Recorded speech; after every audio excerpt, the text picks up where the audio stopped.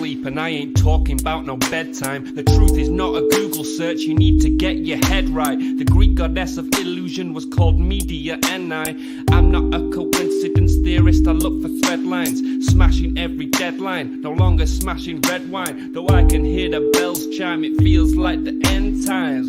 That probably should have been smashed on red wine, but the carnal mind is foolish. Obey and end up ghoulish. Don't get used by instinct, take control and learn to use it. Make a load of earnest music, earn a few quid, learn a few tricks. Sure, the truth is persecuted, this whole world is pure abusive. Know a bit about everything and everything about nothing. Figured out my noggin while you picture out shopping. You sit about watching while I dish it out, stop it. I don't mean to sound cocky, I'm not even proud of it. It's a second nature to me, just to be this out honest. I don't even need to sound honest, never been about profit. Everything but out on it, you can bet your house on it. Doubt I'll be out for the count when the sounds, and I'm down for the beat, no beat down. I mean, how long's it been? Help me out. I've been the only one who's held me down. All in the mind, hell freeze now. Still sick with it, hell see how. A few bars down and the world freaked out. I don't reach out, I seek out to speak out. I'ma recount the reasons they beat out. I am not the way, no way. I have seen the way.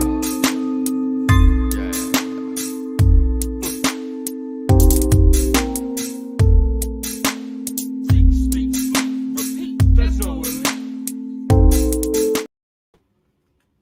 Hello, welcome everyone to the 509 Divine Punch podcast. I'm your host with the most, Joseph Daniel Pena. Excuse my dogs in the background, they're a lot louder than I am. All right, it is April 27th, 2023. We are in the midst of spring. It is about to be 90 degrees this weekend in Washington State, and you know I got them tanks on. I hope you guys are getting that sun, getting that positivity, because that's what we need. We need to be out there. And you know who else is out there? Queen of the Sun Grown. You know she's out in the sun, and things are amazing out here with her. Hey, Alexandria, how are you doing? I'm doing great. I too am very happy for the sunshine. This is my first full year in Washington State, and wow, I did miss the sun after that long hiatus of winter time. Wow. Oh, yes. Hey, I appreciate you shouting out Washington State. We need more blessed souls out here. I'll be honest, you know, with our Jay Inslee, it's, oh my God, we need more positivity like you. It feels so like, you know, two different sides of the state, right? You know, are you experiencing that? There's just like a complete different spectrum. You know, you got the farmers and then you got everybody else, right? Yeah, I'm in Eastern Washington, so I have had a hard time finding my tribe here. Let's say that. Well, I'm here in East Washington too, so it's a pleasure to meet you. And hey guys, so a little bit about Alexandria Irons. She is a regenerative agricultural specialist, and she works with closed loop farming systems. Closed loop farming specialist with over 18 years of experience in cultivation. She has a degree in natural sciences and also was part of UC Davis Certified Master Gardening and Composting classes, I suppose. And do you have a good degree with that? Is that how it goes? Certification through UC Davis, yeah. Okay, cool. She has a brand that has been sold in dispensaries all across California, and her farm was among one of the first recreational licensed businesses in Nevada County, California. You can find her on Instagram, Patreon, and her website at queenofthesungrown.com. She hosts horticulture classes. She has products like bokashi and soil supplements. And she has a partnership with a seed company, which you can go ahead and find on her website. Her name is Alexandria Irons, and she is Queen of the Sun Grown. It's nice to meet you. So tell my viewers a little bit about yourself and your journey, if you could. Yeah. Yeah, definitely. So basically, you know, my background is environmental science with that degree in natural science. I really just wanted to do something to help the natural world, to help the critters that can't speak for themselves, our plants and animals. And I also just love smoking weed. So it just kind of merged together, you know, growing weed for myself and practicing and implementing what I learned in environmental science of ecosystem management. And so I learned how to grow using traditional like conventional salt-based grow. Like, you know, the guy that I was growing with, that's how he did it. And he was like, this is my recipe and this is what we do. And I questioned, well, why would I do that when I am so pure in what I consume and put into my body? And if you have a basic understanding of chemistry, you know that you are what you eat, what you consume, what you put onto your body. Molecules are constantly exchanging with one another to, you know, build up these processes. And so it's like, well, why would I consume my medicine, cannabis, that is grown with salts and you know, highly processed fertilizers, instead of using organic systems that you know, I was going to school for to learn about? So really, really fun to go down the rabbit hole of living soil and organic gardening and polyculture, biodynamic, permaculture. I just love learning the processes that occur in nature. And really, you know, some of these things that we're doing in our organic gardens, I like to find the scientific validity of it and discern and break it down for people so that you can see, like, hey, you know, for instance, sprouted seed teas, right? What are we doing with sprouted seed teas? Well, we are utilizing the enzymes that are present in those seeds, and each enzyme does a specific thing. So really just, you know, breaking it down, for instance, malted barley is really high in amylase, and amylase is good at breaking down carbohydrates into fermentable sugars. So it's great for feeding your microorganisms and breaking down organic matter, especially if you're doing like a lot of compost and chop and drop with cover crops. It also contains phosphatases, which is an enzyme that solubilizes phosphorus, which is one of the hardest fertilizers to solubilize from the soil mineral content. And it's one of the most over applied fertilizers in the world, among nitrogen as well. And so learning about this and how I can share it with people to reduce not only our fertilizer inputs by reducing our costs, but also the impact it has on the environment. Because that's really the big picture here is, yeah, I love teaching people how to grow weed, and I love growing weed, but it's bigger than that. It's about being a sovereign individual who knows how to do things for themselves, who can understand what's going on in the world, and can leave the world better than we entered it. That business as usual isn't working anymore. The views that our parents and our grandparents had are bullshit. Like, it's built off of the war machine industrial complexes, and it's not healthy, sustainable, and we need to do better. Now is the time. And I agree. And you know, we look at around the world right now. Agriculture is one of the main topics that everybody is going to. Like, you know, we're seeing supply chain issues. We're seeing a fight against GMO and organic. We're seeing major health issues, and you know, understandably, what the Western doctors don't really add on is the fact of herbs and holistic medicine compared to the East. And, you know, if we can go ahead and tap into our garden and really control the soil and the conditions of which our garden lives with, then we can actually benefit our own body, our environment, our friends, family, you know, the little pests and critters. Some of these pests and critters, these bugs and what is it, like roots and these weeds, I actually thought they were all like gross, right? Growing up, you know, tricked the wrong way. But then I'm like thinking, you know, now I'm like, after listening to you and a whole bunch of other podcasts, hey, a lot of this stuff is very healthy, you know, learning how to use what our nature has. And what you have horticultural classes, right? And how much are those for my viewers? And, you know, how often do you have them? Where do you have them? Yeah. So, this past year, I've been traveling the country teaching in-person classes. I am taking a pause from the in-person gonna focus on my online classes, but I will be launching a West Coast tour. I have not been on the West Coast yet. I've been focusing primarily on East Coast and Midwest. So stay tuned for that on the website. But until then, I teach a holistic horticulture series of classes online the first Saturday of the month, and that is accessible on Zoom. It's also recorded and available for sale on my website. So I started those classes in March, first Saturday in March, and that is completely focused on outdoor sun-grown cannabis cultivation. There's so many freaking educators and podcasts on cannabis cultivation, but it's really, not a lot of it is focusing on outdoor sun-grown living soil, and sun-grown is superior. I don't care. There's way more terpenes. There's way more going on in sun-grown cannabis. Yo, that sun-grown hash is on another level. I'll be honest. I'm like taking one hit of this, and it's just the equivalent of 3 hits of that other stuff. And I'm like, there's more to it than meets the eye. It's that all that sun. Oh Yeah. my god.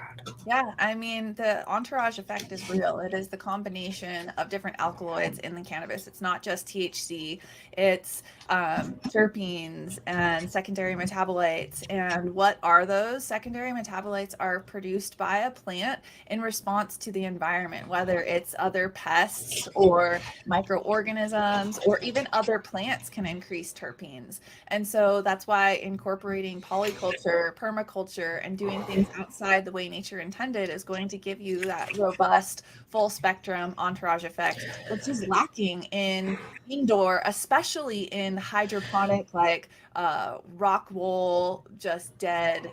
It doesn't have the same photo lights, the same electricity. And what is polyculture for all my viewers and me? Yeah, polyculture is the practice of planting a diversity of species. So poly is the Latin root, right, for many, and then culture, as in like agriculture, tending, cultivating. So cultivating many species in one area is really going to increase your terpenes, because different microorganisms are attracted to different biospheres of different species of plants. And then those plants are also communicating with one another by sending terpenes and information through the mycelium. And so that's why no-till gardening is so important, because we want to promote mycelium, which are the fungal hyphae, the strands that communicate from a fungal organism, and they have relationships. 90% of plants have relationships with mycelium and different species of fungus. And so that fungus is the collective consciousness of the earth. That is how information is spread throughout our soil. And terpenes and nutrients and water can be shared and sent through this mycelial web. And so having polyculture is going to increase the mycelium content in your soil, which is going to have just a cascade of benefits. It's really amazing.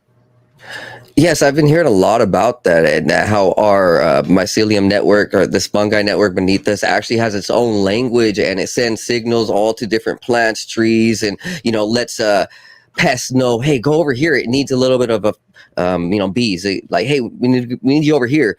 And it's like they all freaking talk to each other. And when you actually strip away all these heavy metals, right, which is what some of these Bigfoot supplements, Bigfoot Gold, mycorrhiza, is that what it does? It kind of heals the supplements. I want to ask, these Bigfoot Gold products, lactic acid soil conditioner, it completely took me by surprise. What are these, and how can it help our soils? Yeah, so you're looking at some of the products that I offer on my shop. And basically, I have curated some of my favorite products from companies that have the same ethos as me, just being sustainable, promoting fungal networks. And so Bigfoot Mycorrhiza is a company that specializes in mycorrhiza inoculants. And the owner's father, excuse me, is actually the mycologist who produces the spores for the company. And basically, it is a few, like the Bigfoot Gold in particular, is going to have the most variety of different species of microorganisms. And it's just used for an inoculation to encourage those strains to grow in your garden. Most of us live in suburbs, housing divisions, where the topsoil has been scraped away to poor foundations, and a predominant layer of soil where microorganisms live as well as that top 6 inches. And so when we our gardening, a lot of the time we have had a ton of these microbes removed, and the specific ones in the Bigfoot products are known to do things like produce antibodies that deter pests and pathogens, that have relationships. The Glomus introdices specifically has a relationship with cannabis, so it creates that symbiotic relationship with the roots, where it's actually growing along the root cells, and it is exchanging water and nutrients with the plant itself, growing a more robust, healthy, larger plant. And then the biochar that is in the Bigfoot, especially when combined with humic acids, which are, basically humic acids are stabilized, decayed organic matter that's found in soil, like dead animals, manure, dead leaves, dead microorganisms. After it has decayed and been broken down and is stabilized, that creates a humic acid. And humic acid is, when combined with biochar, can increase the heavy metal passivation. So heavy metal passivation is the ability for the soil to hold on to the heavy metals so that it is not bioaccumulated by the cannabis plant itself, because a lot of plants, cannabis in particular, are bioaccumulators. So they're really good at pulling up heavy metals. And so when we're growing for medicine, we don't want to have heavy metals in our flour, right? So incorporating biochar, humic acid, and of course, a diverse range of microorganisms is going to help with that. But that's just like to say, cannabis, besides being medicine, should be used for soil remediation in dirty soils. We should be able to pull these heavy metals out of our soil and clean up the environment using cannabis, and then we can turn that cannabis into hempcrete and create building materials with it, and bioplastics, and all kinds of things, because heavy metals are only a point of pollution or a problem when they become a point of pollution. Heavy metals are completely natural. They just have a higher molecular weight, and they are really hard to remove once they accumulate. And that's why we want to keep them out of our body, because once they get into it, it's very, very difficult to remove them. And then anytime we have an imbalance, that becomes pollution, and that's when we get problems. That's why everything in moderation, right? So if we grow cannabis for other applications, we could use it to remediate soils that are high in heavy metals. So there's just so much more, and hopefully cannabis will become legalized federally, and we can start exploring much more application than just consumption. Right. So I've been a heavy proponent of hemp and cannabis and the plant in general. See, it can be used for clothing, it can be used for medicine, it can be used for, as you said, hempcrete, it can be used for oil on our cars, oil for our planes. It can actually be turned into some type of like metals and plastic. I've seen a hemp plane recently. It was very interesting. It can be turned into shoes. When we actually use it for our house, it protects our house from getting too cold or too hot, and very antimicrobial. And I haven't really heard about how cannabis can heal the soil. How can we heal the soil through cannabis? Well, if you have, like I said, if you have any kind of pollution there, cannabis does a really good job of consuming and bioaccumulating. So bioaccumulation is just the accumulation of a living organism to accumulate things. So heavy metals. So would we like chop down the leaves, like, gather a bunch of leaves, turn it into smaller compost and put it on our soil, and it would start like just growing just growing it? Okay. And so, interesting. And so when we heal our soil, this is where your classes start coming in, because you're teaching people about healing a little bit, and then working on the plant itself, and then feeding the plant what it needs, right? So what are some of the things that our plants need that not a lot of people know about? Like, I see you have a bokashi product right here. What else? The Bokashi product is just a product to get people to compost who might otherwise not compost. Oh, So okay. Sorry. Bokashi utilizes anaerobic bacteria to ferment and break down organic matter.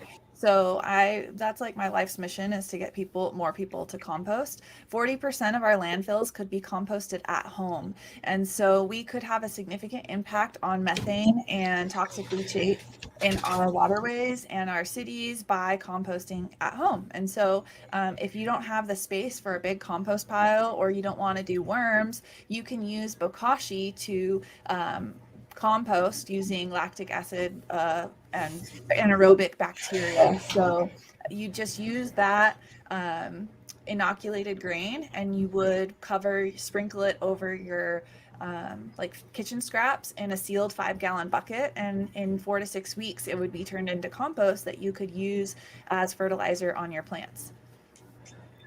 Sweet. And how impactful is this fertilizer? What's the difference between a store-bought fertilizer and your own homemade? Because listened to a little bit of Growcast, and you have actually started composting. I throw my egg scraps, my coffee grounds, banana peels, all this stuff out there in a bin.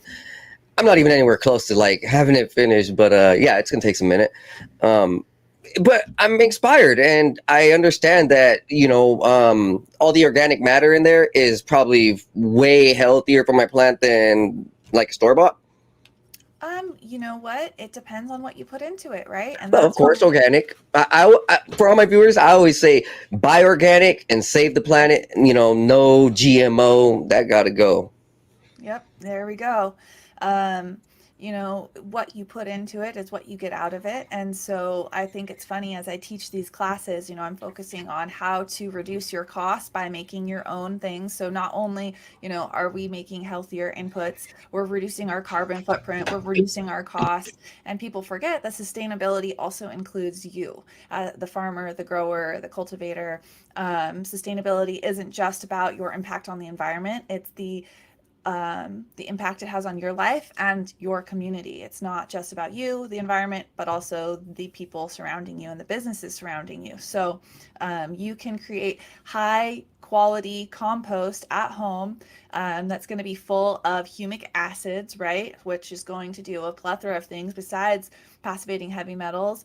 It increases the cation exchange capacity, which means that cations are more easily exchanged with your plant, which are, like cations are positively charged ions that plants need. Those are nutrients, right? What are nutrients? Nutrients are minerals. They're the elements that make up the world around us. And every single element on that periodic table, you know what I'm talking about, has its own cycle throughout nature and does its own thing and has its own role. So if you understand the 18 essential elements that are required in plant health and how they move through nature, you can create your own fertilizers that incorporate all of those 18 minerals. And you can do that by just understanding like how to break them down, how to solubilize them, and how to make them accessible to your plant and provide them. So if you wanted to make your own nutrients, compost is one that would have whatever you put into it, it's going to contain those elements. So you need to think about like squash is high in potassium and phosphorus, right? And pumpkins. Yeah, exactly. Pumpkins, which interestingly enough, I was trying to find a replacement for guanos because guanos are really not sustainable, and that's their high phosphorus. Yeah.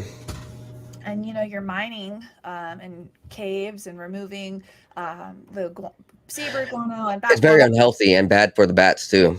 Oh, they won't even come back to the cave after it's been mined, and it disrupts entire unique ecosystems. How many caves do we have in the world? And it's a unique bacteria that we call at home, unique organisms. So it's really not healthy. And so I was trying to figure out a way of incorporating other sources of phosphorus. And people say, oh, pumpkin is really high in phosphorus, but what's even higher is barley, malted barley. So that's why malted barley is used throughout my entire grow from the beginning to the end.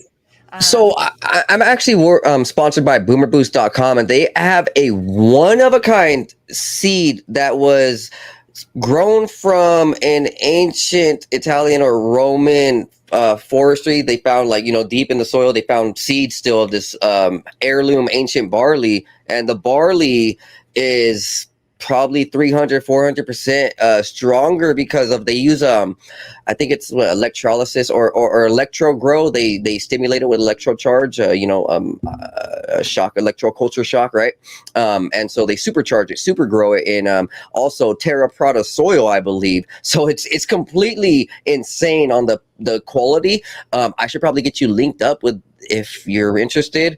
I know my dude who helps me out. He's really helpful, and he's so about this. He smokes a little bit too, you know what I mean? So he's all about it. I'm definitely gonna hook you up. Wow. Yeah, that's amazing. And terra preta is uses biochar. That's what makes terra preta, is the biochar. So that's what we were talking about in the Bigfoot. I mean, it's amazing. I went down a whole terra preta biochar kick for a while, and I have, so like for my Patreon, which is a membership subscription basis, I write an article a month, and I host a weekly class, and I discuss different topics that are just breaking down all of this information. Like, I can spew this all out to you, but it's very generalized and broad. So we break down one topic a week. And so specifically biochar and terra preta, we discussed that one week. I have an article, and I have a DIY how to build your own biochar kiln. And it's really quite amazing, because biochar was added to the terra preta thousands of years ago. And it's believed that the Amazon is actually a permaculture forest that was created by the indigenous people there, that it didn't just occur naturally. Because when you look at soil sources outside of the Amazon, it's devoid, it's lacking biochar. It doesn't have that added, and there's different microorganisms that are present, because biochar acts as a microbe hotel. That's why Bigfoot uses biochar, because the microbes love it. It's super porous. Well, just to answer that, sorry, this is fascinating. You're completely right. The Amazon and South America has been carefully and specifically grown and harvested by, Aztecs, Mayans, Olmecs, and other ancient cultures. I listened to Earth Ancients podcast. He goes so deep on this stuff. Like, he smokes weed in California. He's pretty much like us. He's all about the terra preta, all about this ancient permaculture and agriculture, and this holistic entheogenic side of life, and learning how to use nature, right? You're completely right. Oh, yeah. This is an ancient art, an ancient skill, and what we're doing is changing the world from the inside. So I appreciate you.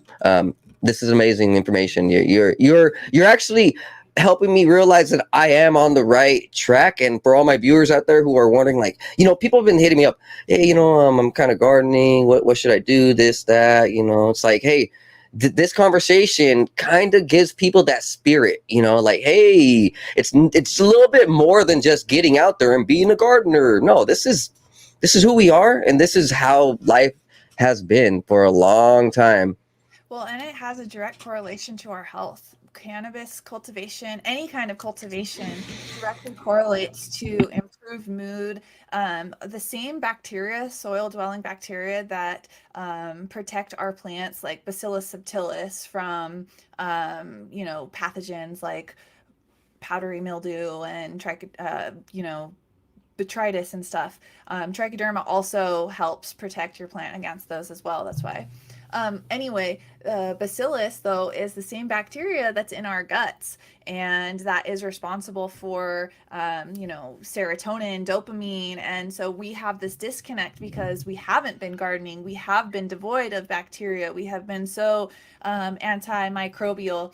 And we're seeing a huge rise in depression and mental illness. And if you got out into your garden and you composted and you had those bacteria under your fingernail, it makes its way into your body, and it makes you a happier, healthier human being all around. And like you said, we've been doing this forever. It's only in the last 60 years, 70 years that the average person doesn't have a huge kitchen garden. Up until World War II, every single household had a garden. That was just what you did.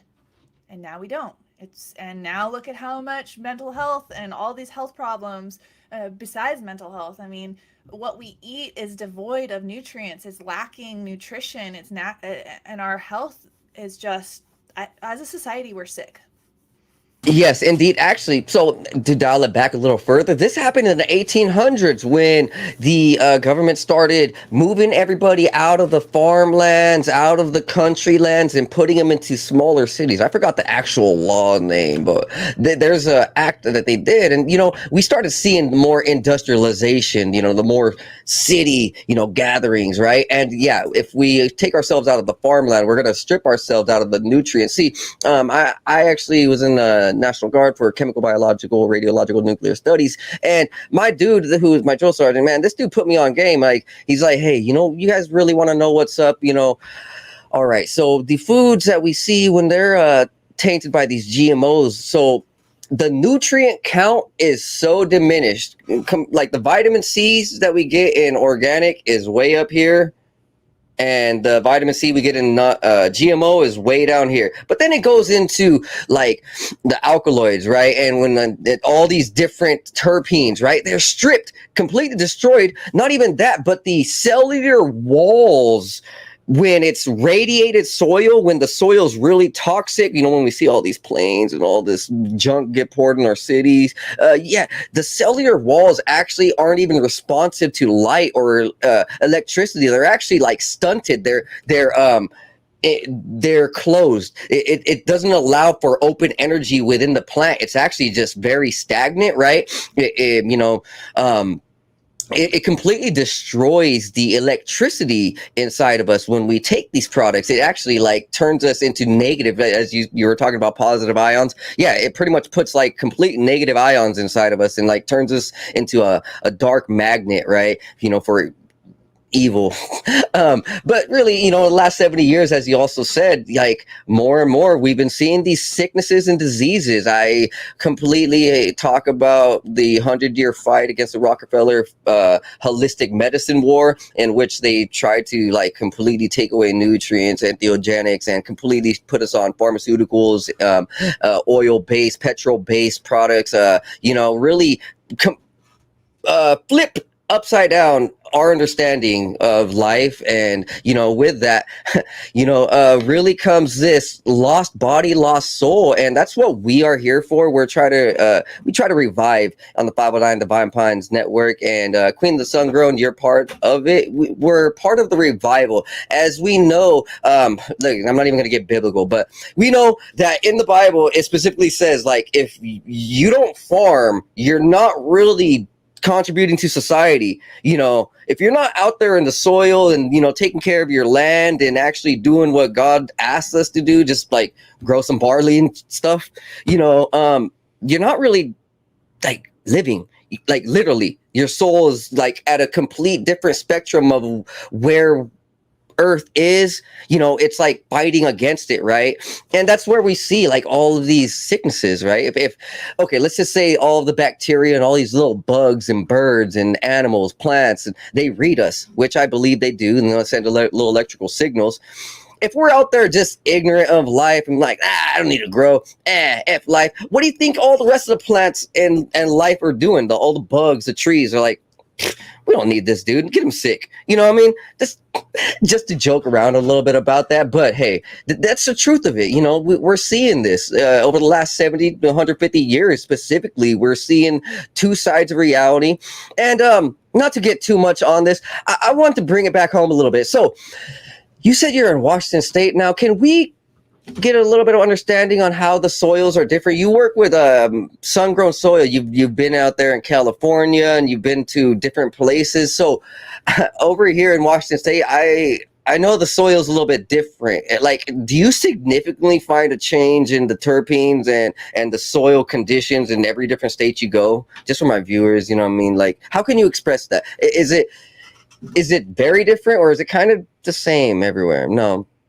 No, it's very different, and it depends.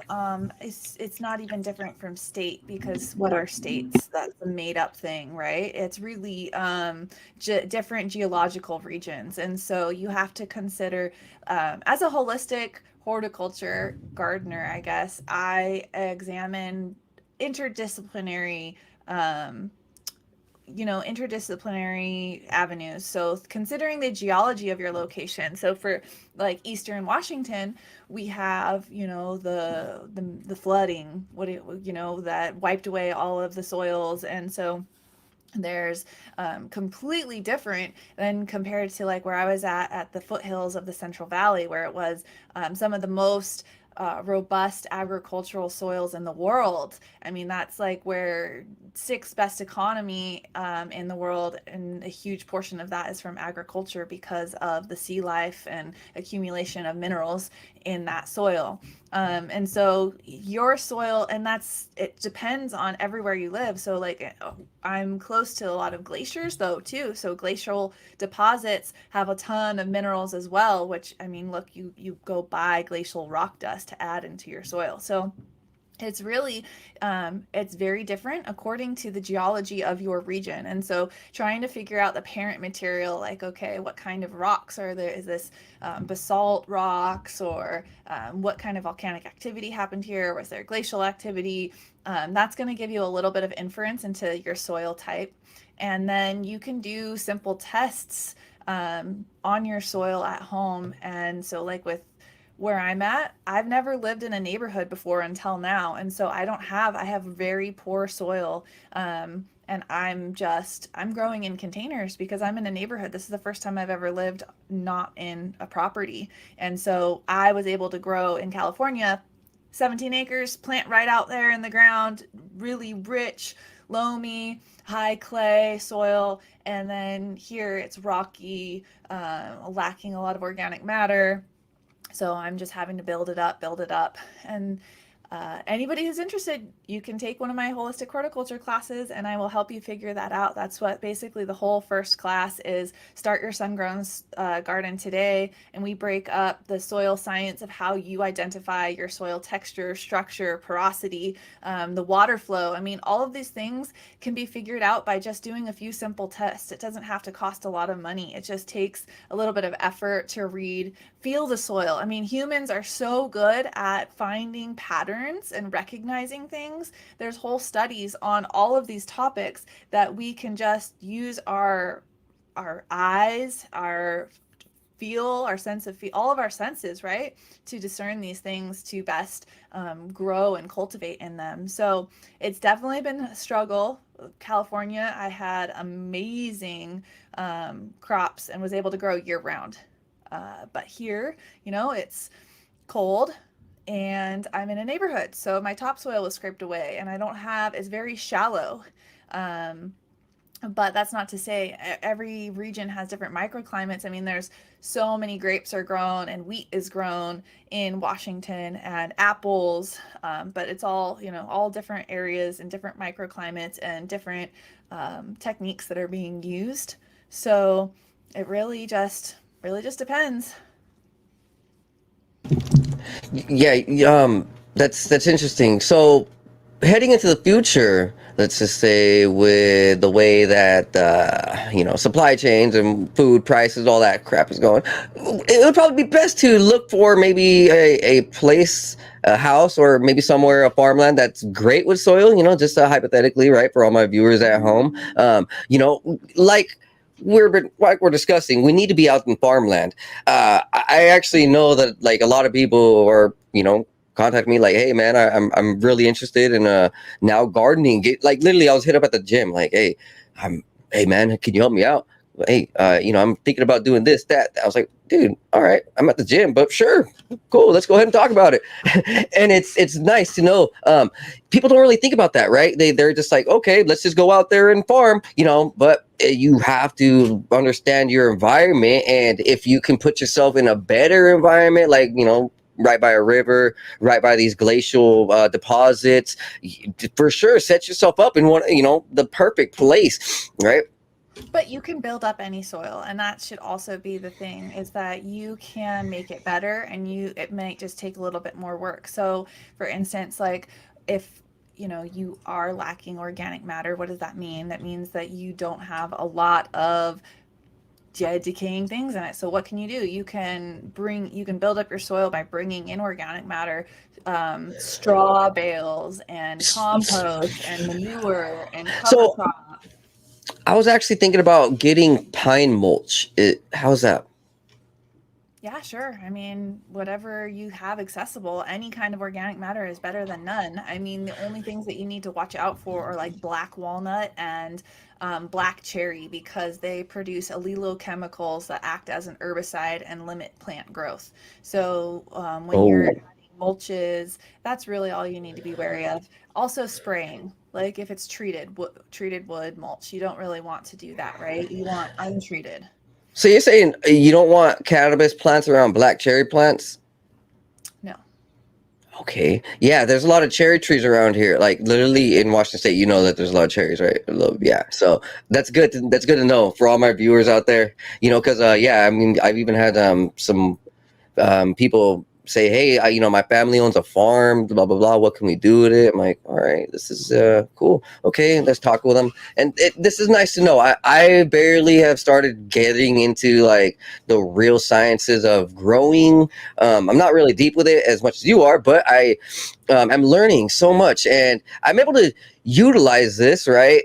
Feed my family, feed my dogs, get healthy, literally not go to the doctor because I haven't really been to the doctors for any sicknesses in years. So just to go with this, yeah, you know how you were saying like how important it is that we eat our own natural based foods for our health, right? Like literally, all right, guys. The reason I started switching over to organics and non-GMO was years ago. Like I started looking into the food and what we eat, right? Because I would actually get health problems with my foods. Like I was eating GMO shit right out of high school. Everyone was. I was drinking Dr. Peppers, Red Bulls, eating 2-minute burritos, eating hot Cheetos, Doritos.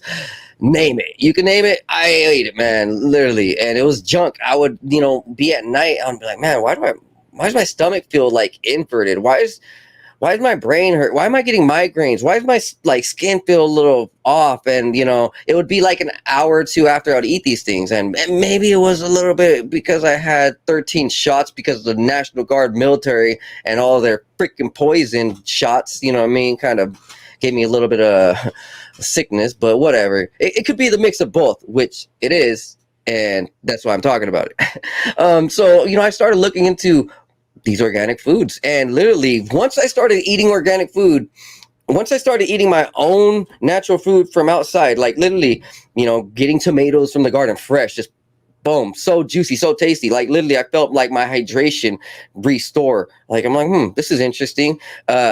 All my health issues went away. Like I was able to start waking up sharp. I was waking up happy, alert, clear.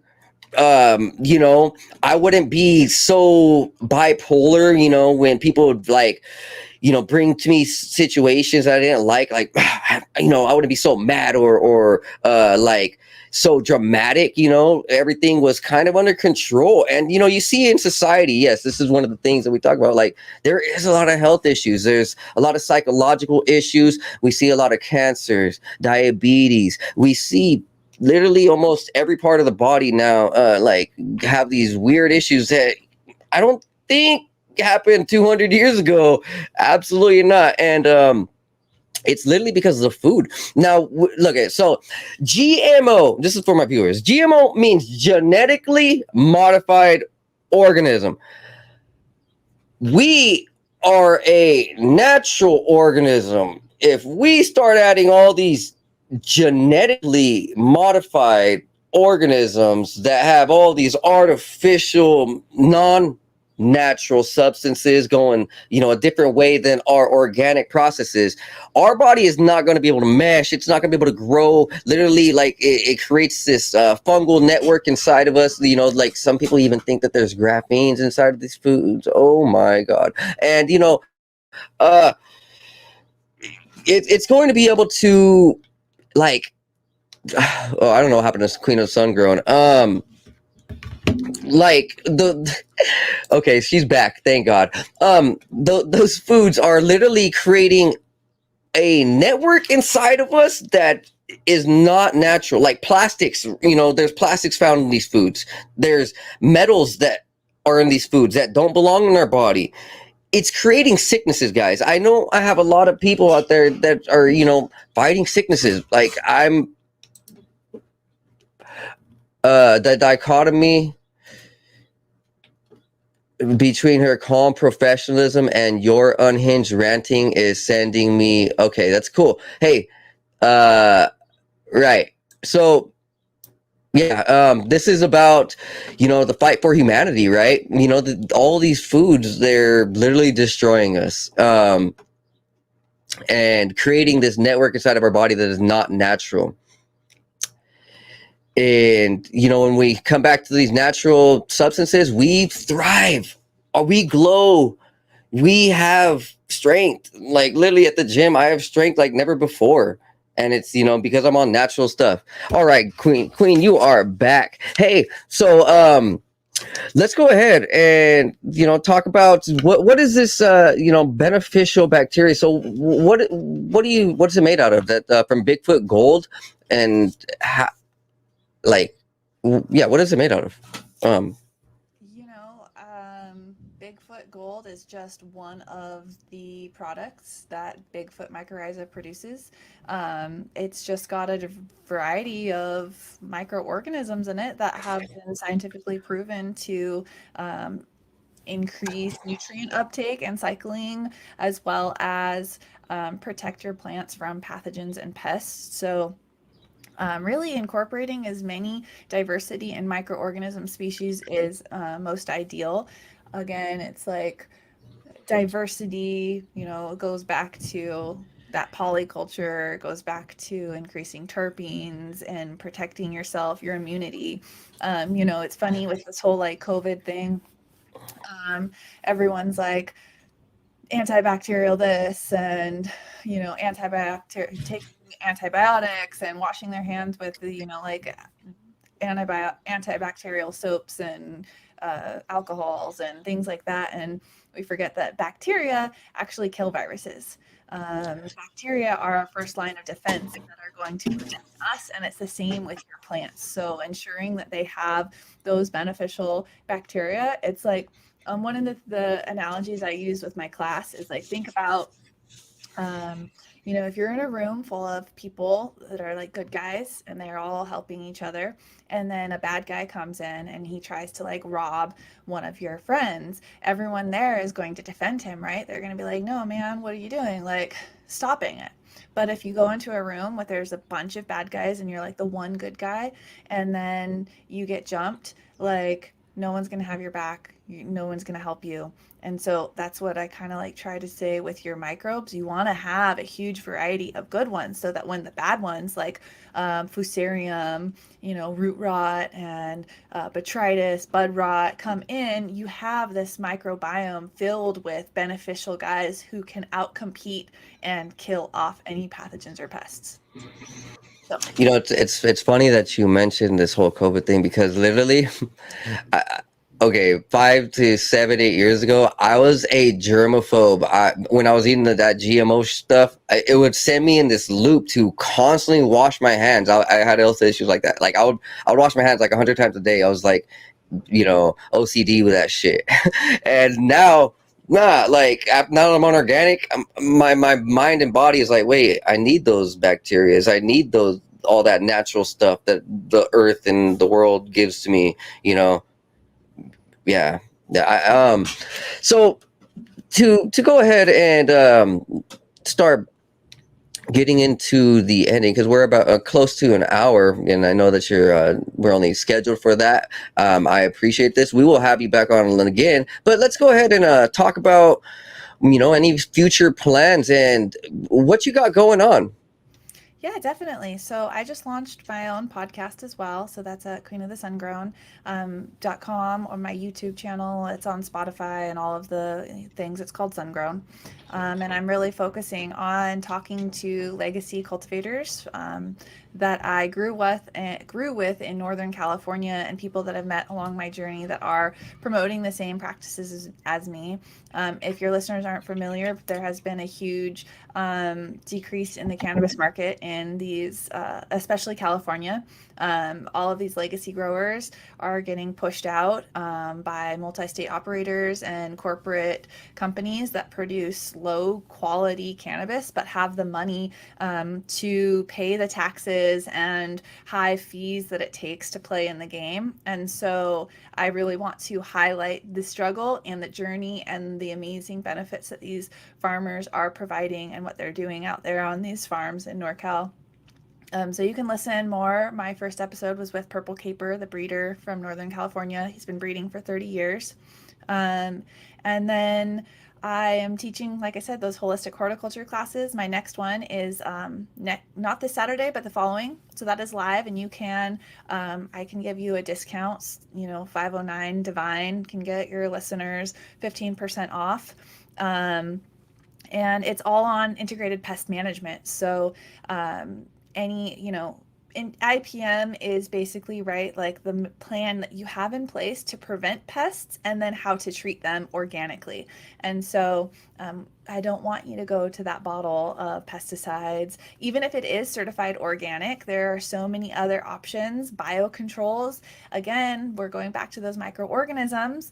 There's microorganisms do so many things. And so if we just know which ones to use, we can prevent a lot of problems in our garden. So that whole class is 3 hours on Zoom. You can get it at Eventbrite and use code 509 Divine to get 15% off. And besides teaching classes. So, you got a lot of your information from UC Berkeley, right? I mean, is that your main? Is that where you picked up kind of everything? Let's talk about UC Berkeley for the last segment, if that's fine. Yeah, it's UC Davis, but oh, my bad. Yeah, that's okay. UC Davis is just where I got my certification for Master Gardeners and Master Composting, which is a volunteer program to teach people how to garden. I got a degree from Sierra College locally in Nevada County. I only have an associate's degree, but I just love learning, and I am constantly taking classes, reading white papers on Google Scholar, reading books. And so I have taken certifications through Holistic Management Institution, which is definitely you would love to explore. Alan Savory, he does reverse desertification in Africa. He is a desert ecologist who focuses on rebuilding soils and turning deserts back into farmland by incorporating animals, which are so important, into our closed loop farms. We forget that America was actually a great savanna comparable to Africa, and it was millions and millions of animals, bison herds, antelope herds that roamed the plains. And we think that, Africa, we can go see these herds, but that's what used to be here. We didn't have forests covering the Midwest. We had our Great Plains and our prairies, and it is what made our soil so rich, because you have 1 million bison running from panthers and wolves. And what are they doing? They're pooping and peeing and trampling that into our soil.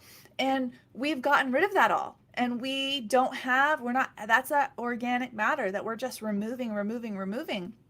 And so this class was just talking about how to incorporate that natural prey predator drive, and you can mimic it on a small scale in your farm and garden by using electric fences to move the animals every 3 days. So you would have, let's say you only have an acre.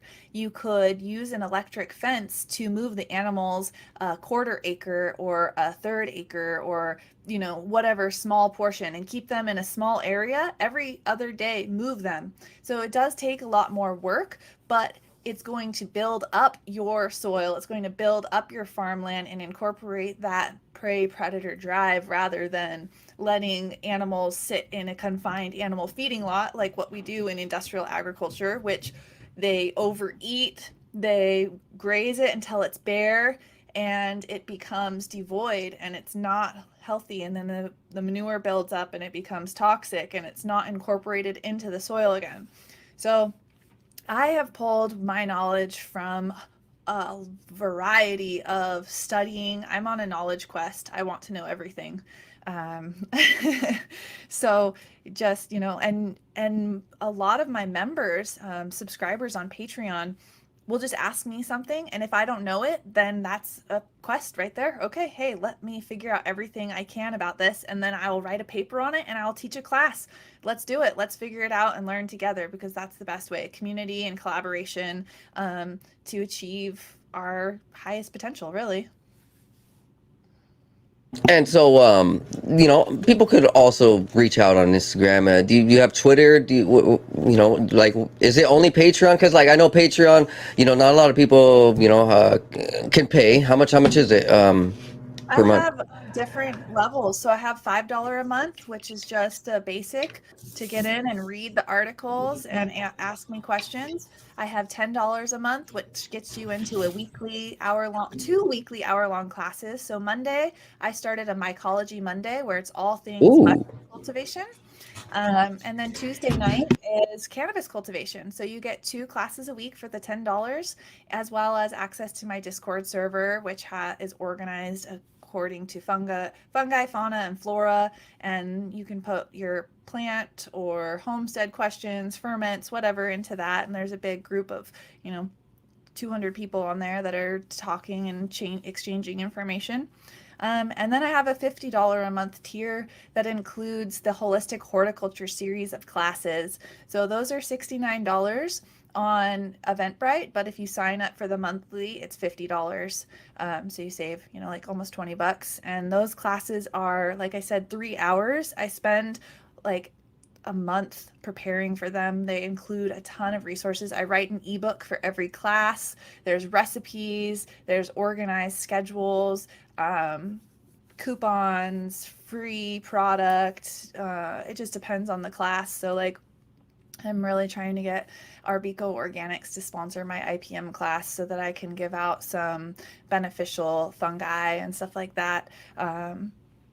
For the IPM class. And right now I'm working on a dichotomy of cannabis pests, which is really severely lacking on the internet. If you were to type in like common cannabis pests and how to treat them, the articles and information is so subpar.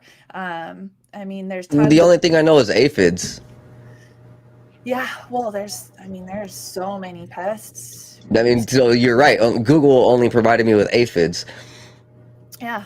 So I'm writing a book right now. I'm almost finished with it. That'll be available to anyone who takes the class. They get a copy of it, but I'll also have it for sale on my website for, I don't know how much. It's going to be I put a lot of work and effort into this book. So You're a hard worker. Hey, the time's running short. Let's go ahead and just do a quick little question. What are those 18 elements that cannabis needs? well, you got your hydrogen and carbon and oxygen, right? So think about that. Where do we find those? We find those in our air and water, right? Then we've Yeah. got our PK, calcium, magnesium, NPK, sorry, for people who are listening, nitrogen, potassium, and phosphorus. Then calcium, magnesium, we've got boron, iron, copper, manganese, molybdenum, zinc, did I say iron? I think so. Chlorine is even needed in a little bit. Silicon is needed. I don't even know where I'm at, but It's okay. I don't even know. Yeah, probably around 12, 15, I think you mentioned. Some of that. So, like, do you have a list on, on your website that you it's easily accessible for the information? Yeah, I have an article on it that is included in the Living Soil class, as well as in the How to Start Your Sun-Grown Garden class, and the I can share the drive. I can share that with you if you're interested. That'd be amazing. Hey, so to soften your soil, your outdoor soil, have you thought about taking some of the mud from the rivers or lake beds and just getting a gallon bucket of mud, really, from the river, and applying it over your soil to kind of re-soften it? I really don't like. I honestly have hardly any soil. It's all been scraped away. It's like a lawn, you know what I mean? And when I dig, I brought in some compost and I dug down, and there's maybe 4 inches of And topsoil. it's like rock underneath. Uh-huh. Yeah, that's what that's what you get over here in Washington State. It's random, some real nice soil, or you get some rocks. Hmm. Yeah, it's very, very, very rocky. So I am happy that I got grassroots living soil beds, and you can get those on my website, and they work great. And then Smart Pots send me some pots, and then I am building some wooden raised beds 4x8. I'm having a class on how to build your own raised beds and DIY hoop houses and light deprivation systems to get multiple harvests off in a season, because outdoor growers, you don't have to be limited to full season plants. You can use light deprivation to get up to 3 harvests a year outside. What? Oh my God, we're gonna have to talk about that on another podcast. Because okay, yeah, that's awesome. Okay, so we got a couple minutes here. Is there anything that you want to let my viewers know? No, just support the cause, do what you can, compost, be a good person, help the plants and animals. If you want to join, first month of Patreon is always free in my membership. You just have to pay for it, and then I'll refund you. And if you have questions, reach out on Instagram. Please listen to my podcast and check it out. That's on Spotify, Sungrown. I think I sent you the link. In the email, so maybe we can pop that in the show notes, and give me your feedback, because I'm excited to just spread the knowledge, and everyone can do a little bit better, and that's like my goal here, is to help you do better. Hey man, sorry for calling you Matt. Feel free to go ahead and post this on your website, your podcast. I appreciate this. This was an amazing conversation, and it's good to vibe with the tribe out here in Washington State, because you know how it goes. These people don't see the same colors we do. Mm-hmm. Yeah. Um, Thank you for being here, and once again, just let them know where they can find you. Yeah, queenofthesungrown.com and Queen of the Sungrown YouTube and Instagram. So I'm there, and patreon.com/Queen of the Sungrown. It's all the same, easy. And it's funny because Queen of the Sungrown is not me. It is the cannabis. She is queen. So She in the Vedic text, it's a guardian angel, and I do think that there is some maybe feminine divine aspect to cannabis. It's a healer. all It's those an things, almighty healer. we don't use male plants in cannabis. We kill them, right? Like, unless you're breeding. So it's the divine feminine energy. And we need to get back to that root. Before Christianity came, we celebrated the woman, the mother, divine feminine, and the world seemed to be a little bit, More connected. yeah, exactly. So quick, are those seeds feminized? The link, or like, can they find feminized seeds, or is it regular seeds? How's that? Your seed supplier? So Seedsman is been around, I think, like 30 years. It's a seed bank, maybe 20. They just celebrated their 20th birthday. And if you go to my website, there is a seed link on there. You just click on seeds, and they are a seed bank that carries a ton of different breeders. So like the Humboldt Seed Company is on there.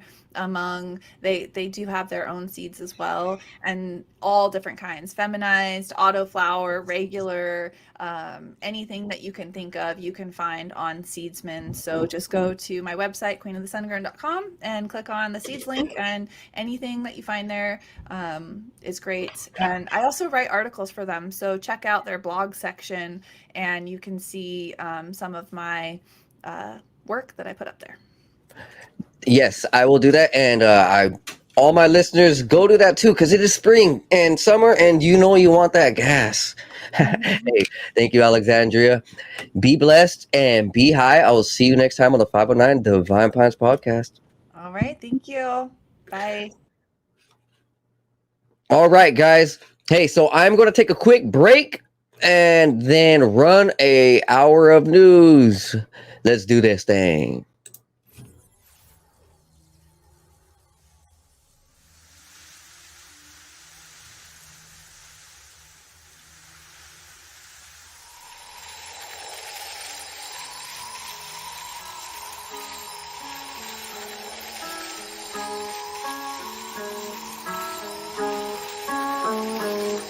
Not new, what I do. I've been at it for a minute, pursuing, doing the damage. New, I would do everything that I said I would do. I gotta have it, so goddamn it, I'ma be everything I plan to be. Glad to see money coming my way, believe I'll achieve anything I put my mind to, or at least I try to. I'm avoiding my doom, manifesting my room. Meditate to ease the flow, third eye open, see the golden energy. It can enter me, get me to feeling full, forget my enemies. Dead to me, yeah, I proceed to go to a new dimension. Gotta mention it's inside our soul. Go inside, fuck the outside, never tell lies, show pride for belief. Gotta keep the range wide, so instead I just write another hit. Getting fried, rolling up, smoke another blunt for the good times, bad times makes for the good rhymes. So it never matters, I just learned, no I can't hide. Thank God for every second was birthed with the mind of an ancient soul who's just waiting for the next sign. I'm always watching, vision like a hawk, have 'em flocking. When I drop it, I'm talking, have 'em knocking. The knowledge that I'm dropping, I'm coming out the noggin, I'm logged in. That's the intuition, nothing wrong with doing what you feel is right. Everybody got this. Usually feel it in the night when I'm dropping knowledge. I never even needed any college, abolish people telling people what they want. I do not wish control over anybody, do it for the profit. That's the reason that they push it, do it from the cockpit. Cause they got the money, want the money on the mob shit. On the mob shit, but I know they ain't gon' make it, shit is poppin'. At the end of time, new age topics. Revolutionary crusade cross, here we go to a new space. Yeah, we enter in a new place. Louis V on my shoelace, rolling with the blue face. Yeah, I'm wondering what you chase. Just another dude caught up in the rat race.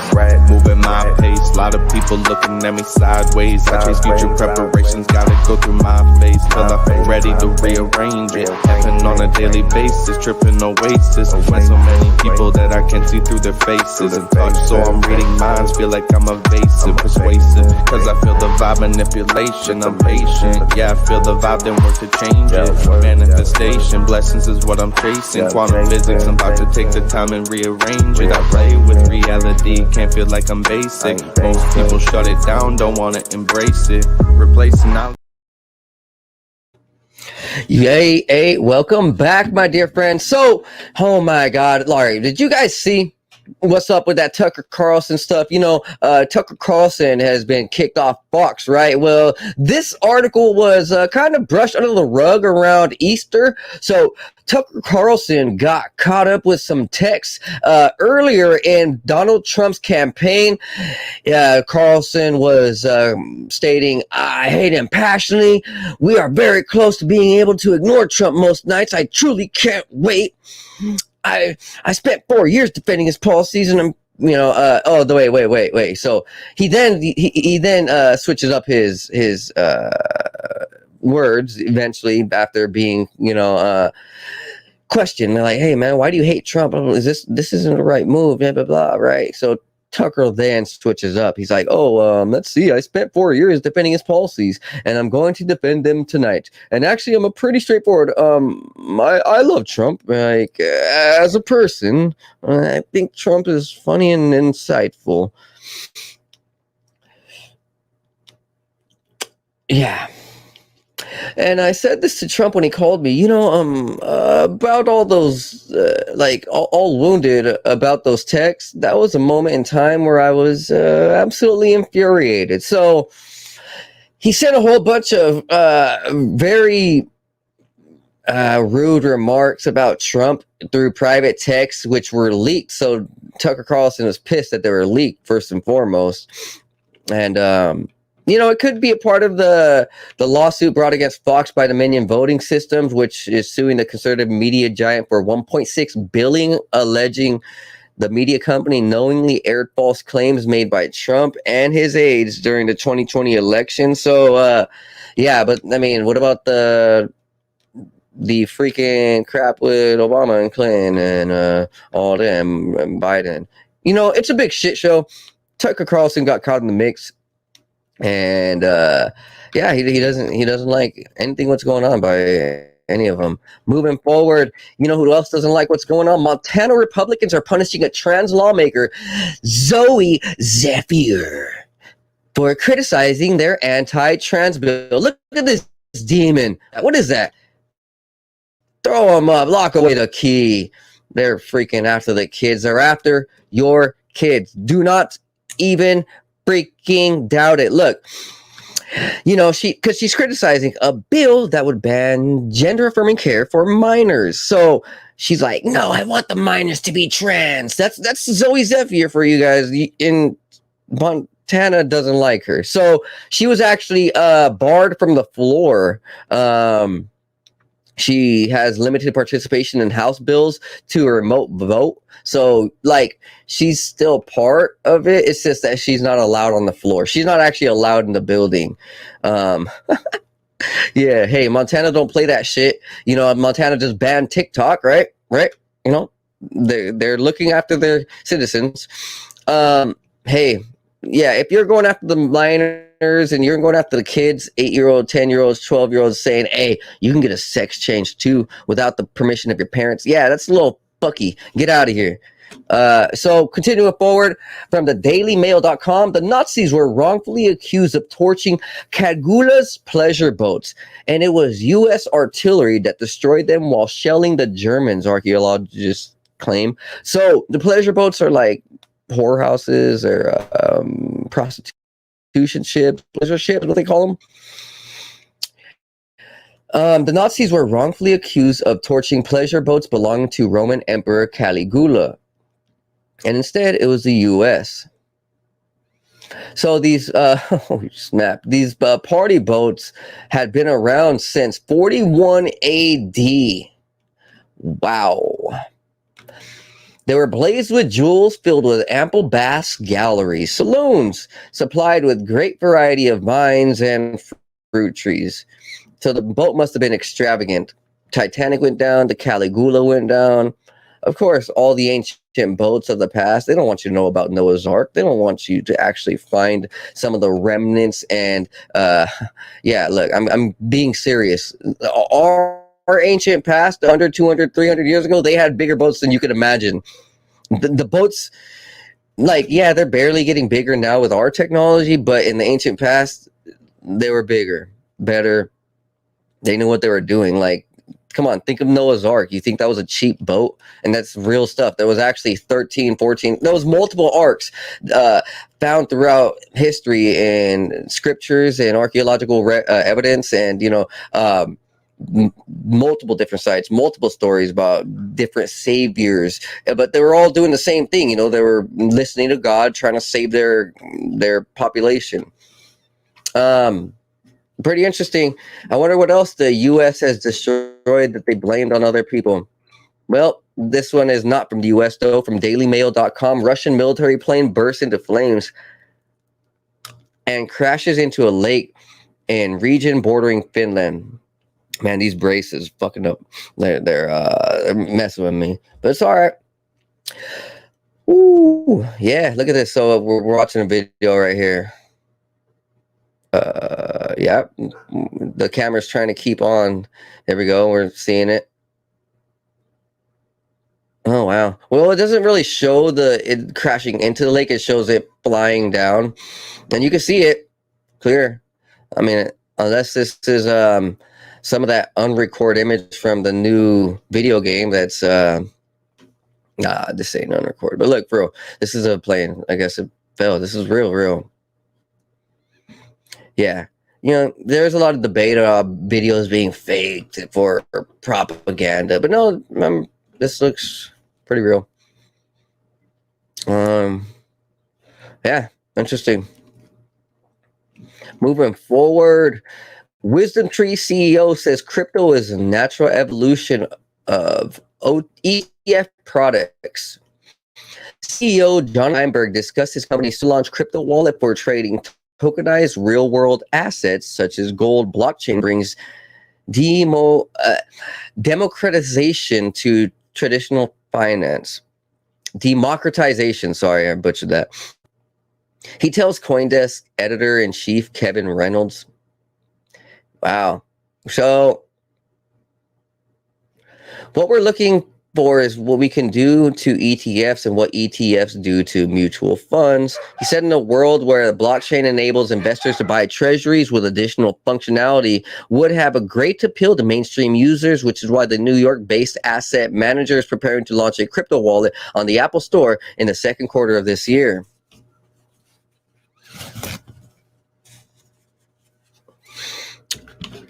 Okay, moving forward, yeah. So expect more and more of these blockchains be integrated to our real life.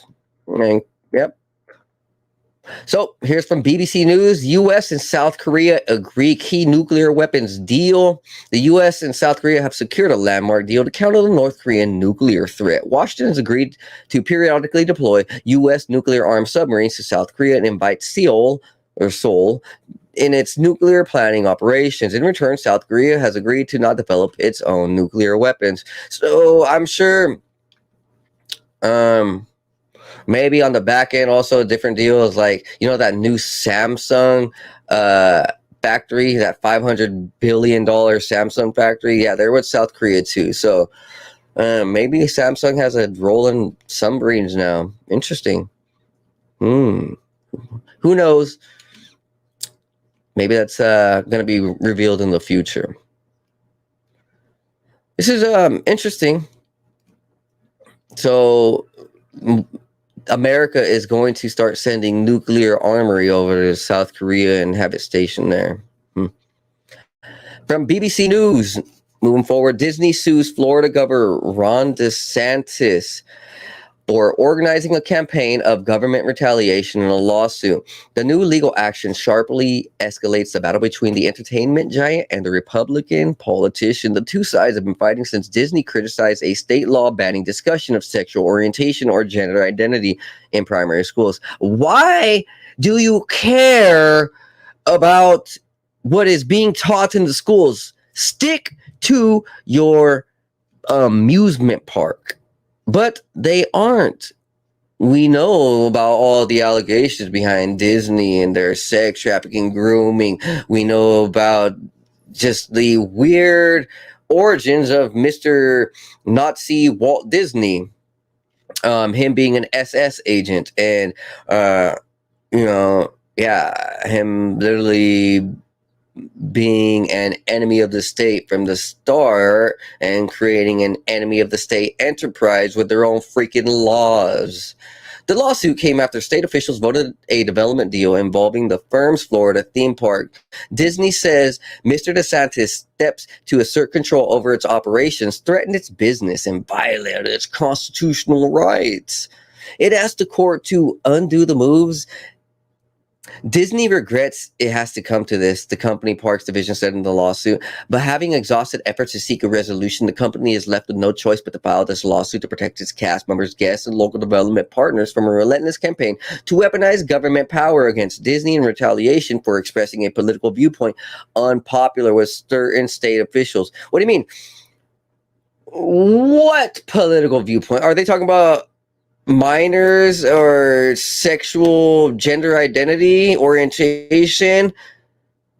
They're literally calling themselves out that they're like a weird enemy of the state because Florida is against this stuff. So they're like, they call it a political viewpoint instead of, you know what? No, let's continue. At one point, DeSantis said the state would not bend a knee to woke executives in California. We are unaware of any legal right that a company has to operate its own government or maintain special privileges not held by other businesses in the state. So yeah, Ron DeSantis is now going after the weird loophole that the American government contracted with Disney Parks, Disney World, Walt Disney, that Walt Disney and their Disney parks have their own laws. They're their own entity. Everything that happens there, it can be completely opposite of what America has in laws. And guess what? A Buy American government contract, you can't say shit. Anything that happens there is up to them. They can keep everything privatized. They could murder 1,000 people, sex traffic 1,000 people, and the police wouldn't, like, you know, they wouldn't even know because they have their own laws, and that shit's not getting out. It's so bad. It's so bad. Thank you, Ron DeSantis, for stepping up. Ron DeSantis says there's a new sheriff in town. Wow, this is getting pretty big, man. Yeah.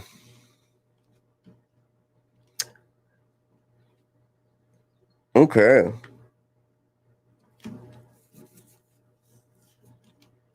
Florida lawmakers subsequently voted to restructure the special district that has been created more than 50 years ago to oversee development of the land around Disney World, which includes 4 theme parks, dozens of hotels, and entertainment venues. The moves gave Mr. DeSantis the power to appoint members to the district's governing board, removing the authority from landowners in the 25,000-acre district, of which Disney is by far the biggest. Before the new board was installed, however, Disney reached a last-minute deal outlining the scope of development in the district and giving Disney the right to review any changes to properties within its limits. The contract limited the powers of the new board and included terms valid in perpetuity or until 2021, or until 21 years after the death of the last survivor of the descendants of King Charles III, King of England. Mr. DeSantis said Disney tried to pull a fast one and announced plans for a government investigation and other potential actions. He openly referred to a series of possibilities, including new taxes, tolls, or even opening a state prison near the parks. Oh, shit. Disney boss Bob Iger called Mr. DeSantis anti-business and anti-Florida. Yeah, right, dude. This woke executive is about to get rat out. Literally, these guys don't know what they're dealing with now. It's a new game. It's a new stage. We don't play this shit. In the lawsuit, the company said it has planned to invest $17 billion at the Walt Disney World over the next decade, noting development and investment in this magnitude cannot effectively take place when it can be nullified or undermined at the whim of a new political leadership. Crazy. Hey, don't even go to Florida's Disney World. Don't even go to Disney World. Screw it. Just have fun in the forest.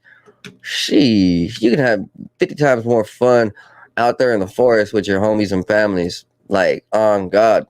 Hey, well, moving forward from how to geek for everybody with iPhones, like, you suck, first and foremost. But secondly, here, now you can link your iPhone to the Windows 11 PC. I know you guys haven't been able to do that for a long time, but there was an announcement in February where you can now link your iPhone to PCs and Windows 11. So you're welcome. I don't have an iPhone, but I'm all about the news, and it's cool, man, because I'm not about having a freaking product that cannot be attached to a universal, electronic. Like, it can't be attached universally to other electronics, right? You know what I'm saying? If the iPhone was so messed up before where you could only connect it and link it pretty much to Apple's, yeah, that's so bad. That's so whack. Yeah. Moving forward. Tech Radar Pro. This SSD reckons it's smart enough to keep you safe from ransomware attacks. The AI microprocessor is just half the equation. So, man, I don't know how to feel about this, guys, because look, they're putting AI microchips inside of these SSDs now, inside of our computer parts.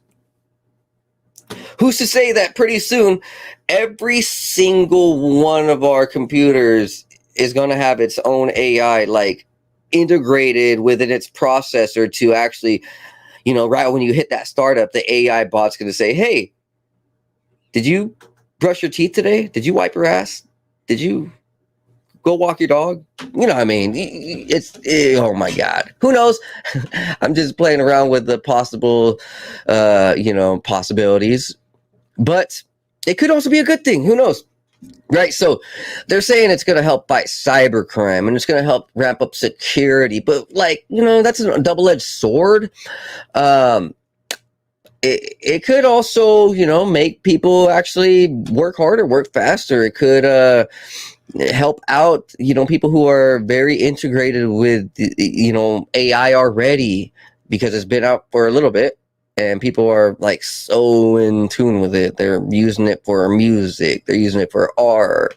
They're using it for psychological healing. They're talking to it like it's a real person and gaining, love and compassion, like, all right, understanding, wisdom, right? People are using it for knowledge and deep dives and drops, because we know that some of these AIs actually spit truth in ways that you couldn't even find before. So it's a double-edged sword. It's just something new I wanted to put out. This was released about 21 hours ago, I guess, so or maybe 40, I don't know. There's going to be AI integrated into all of our phones, all of our computers, all of our video game consoles, our smart glasses, those even, I just thought about it, those smart contact lenses. Have you guys seen those? The gold bionic contact lenses, which you can yeah, I'm gonna have to cover that next time. Oof, yeah, literally. They're about to attach AI to every electronic, is what I see. Who knows? Maybe they already did, right? Well, you would think not, though, because look here, Amazon and some of the way some of these electronics fail right here. So Amazon, this is from makeuseof.com. Amazon discontinues Health Halo devices with refunds incoming. So everybody who has the Amazon Halo, sorry guys, it's no more. It will stop supporting the Halo lineup on July 31st, 2023. On August 1st, 2023, all devices and companion app will no longer function. Yeah, wow. Well, I wonder why. I really do. Is it because they're coming out with something new, something better, or it just failed? Because it seems like it would be a decent thing to have. Some of these electronics, like it could be good. But it's from CNET, Google's new cloud-based authentication isn't end-to-end encrypted yet. So pretty much they're like, hey, this shit not really released. Yeah, pretty much. As shown in the screenshots, this means that Google seeks secrets, likely even while they're stored on their servers. There's no option to add a passphrase to protect the secret. So, man, they're pretty much admitting, hey, our shit is hackable, it's readable. Geez, that's a huge cybersecurity flaw, and they don't even care. This is how they are. Google, the Alphabet company. They have all your information out to everyone. They don't even care. Now, moving forward, news from Australia. Protesters clash over drag storytime event at Melbourne Council meeting. Were called the Melbourne Council after descended into chaos when hundreds of protesters flooded the building. So here they are. Oh man, yeah, nobody is accepting the BS anymore. We don't want that, man. We do not want that in our world. This is a demonic influence. Like the battle of good versus evil is completely at its highest, and it's obvious, bro. It's fam. Sorry for everyone listening. It's obvious, completely obvious. And if you can't accept that there's something that you have to fight for, then you're covering up for it and you're scared. You're literally just letting it walk by and go through your door. Literally, like if there's a dark spirit within all of this world, fight up against it. Okay, just saying, right? If you don't stand up in the face of evil, are you evil yourself? Right? I'm asking you. Yeah. So moving forward, this is .com. New U.S. bill proposed bans kids from under 13 from joining social media. It would make everybody have age verification.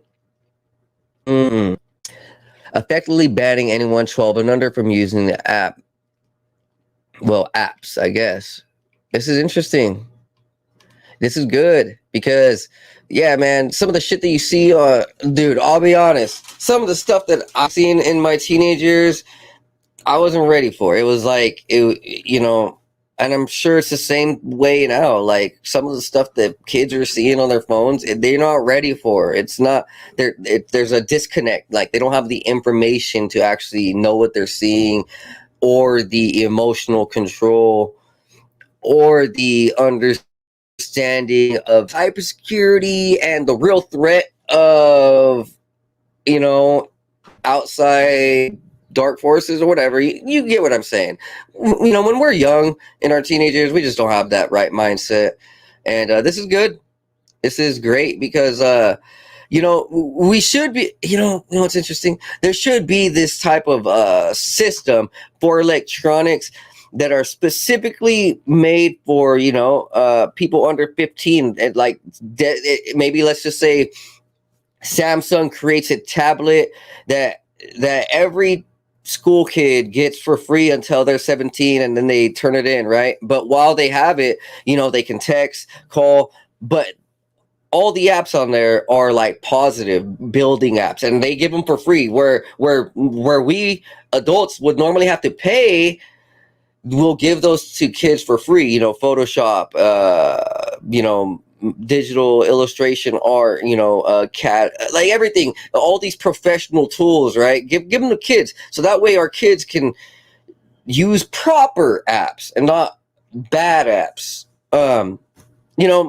I'm even looking into more apps, like for myself, like professional apps. Like I spend less time on Facebook now and way more time on things that I build, like tools, programs, just productivity.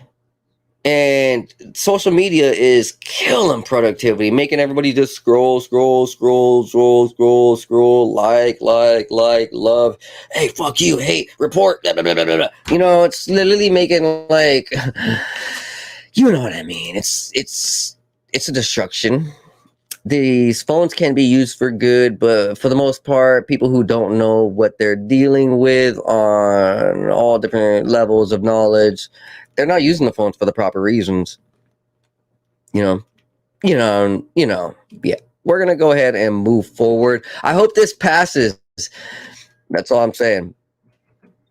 And I hope this doesn't. So here's from The Verge. Mark Zuckerberg says Meta wants to introduce AI agents to billions of people. So what I just say about like 10 minutes ago, we're going to start seeing AI being adapted everywhere, even in our social medias now, right? Just so right here, when you're going to be getting on Facebook, probably in the next 2 years, there's going to be Sally, the generative AI, saying, hey, how are you today?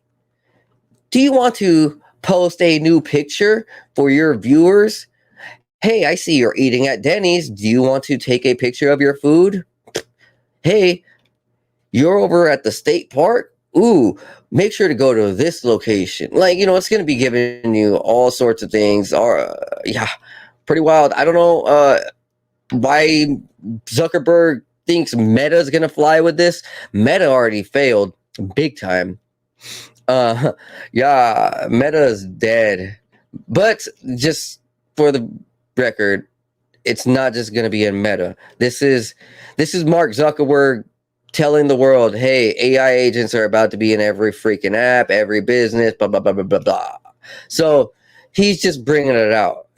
There's already another 100 out, like maybe 1,000 probably other businesses doing the same exact marketing research into the future. Moving forward, here's from The Guardian. Bali influencer backlash intensifies as island cracks down on problem tourists. For anyone going to Bali, Whoa. So don't go. Oh, snap. Trip out, guys. This is interesting. Louisa Kosiak claims she didn't know that the 700-year-old tree she posed naked in front of was sacred. However, the viral shot captured by the Russian national in Bali was enough to infuriate the local community and resulted in her swift arrest and deportation. So I guess foreign sites, well, the whole world is now like cracking down on some of these tourist sites, and they're like, hey, don't be dicking around, right? Wow. Wow. The case is one of a growing number of incidents involving unruly visitors as tension between foreign influencers and locals on the Indonesian island reached a boiling point. So yes, I'll be honest, some of these influencers, they're not like me. They're actually assholes. I'm a good guy. We seen that social media influencer just a couple days ago buy McDonald's for a homeless man, then eat it right in front of him. Some of these guys are bad content creators. I mean, evil sinners, like legit. So I approve this message. Like, man, hey, dude, if the governments are going to start cracking down on, these stupid influencers, yeah, bro, they should. Because I mean, I'll be honest. Don't you look at Facebook and some of these guys are out there trying to start fights and getting fights in the hood and doing hood things, and they're like in dangerous areas. This is just no joke. Like we actually know one influencer got shot recently, right? A couple months ago, I think in Georgia or something.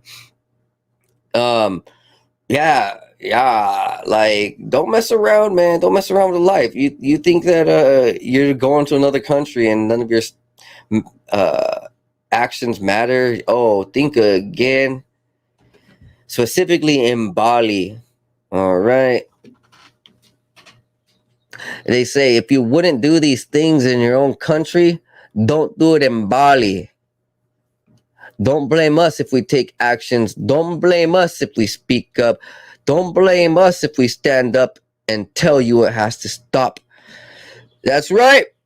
Stand up. Stand up. Move forward now. Let's go. So we're gonna just run through this. Have you guys seen Henry Kissinger's husband? I mean, wife. Look at this. Ugh, ew, nasty, ugh, gross, sick, and disgusting. Look at that. I mean, I'm just being honest, guys. Would you marry that? Do you like that? Do you like that shit? Are you high right now? Do you ever get nervous? Are you single? Bro, that's gross, dude. That looks like Bill Nye's father or mother. I don't know at this point. You guys tell me in the comments, man. Who is that? Is that Bill Nye's real father? Real daddy? Looks like it.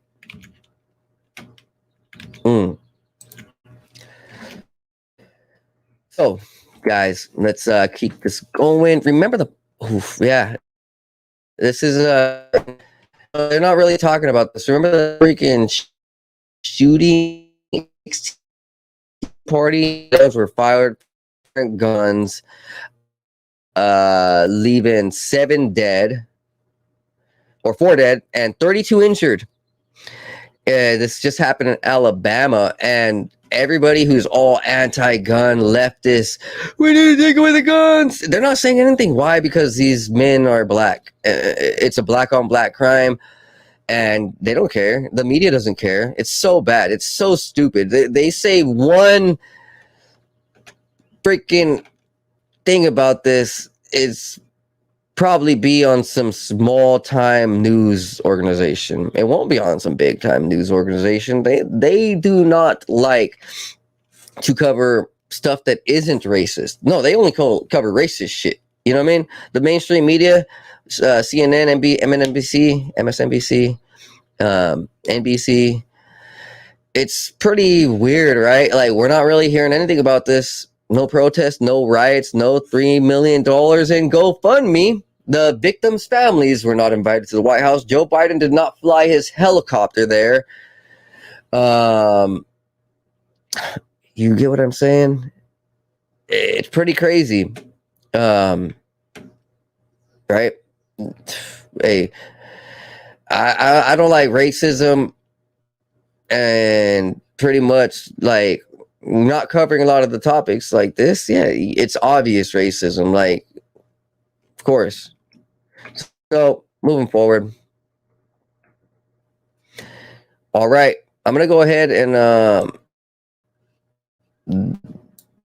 share. So we're gonna run a quick video. Let's go and get this set up proper. Hey, everybody, like, subscribe, and share. I appreciate you guys for being here, and you guys are the best. Let's go ahead and run this James Fox clip.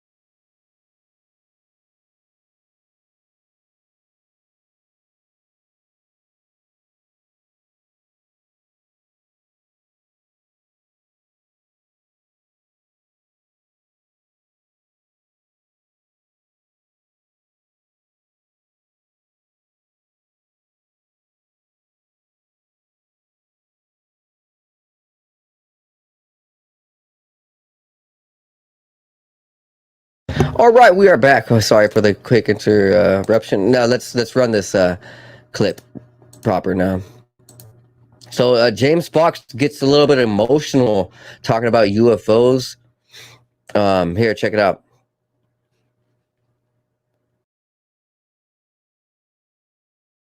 The article, it was exploded all over the headlines. You are so good at recall with all this stuff. You can really tell that you've been obsessed with this for so long. It's so fascinating to watch your mind like go through these cases and remember all these details with barely even looking at notes. It's all just I have, every time I get up and I do something like this, Joe, I'm representing all the witnesses that have trusted me. Sorry.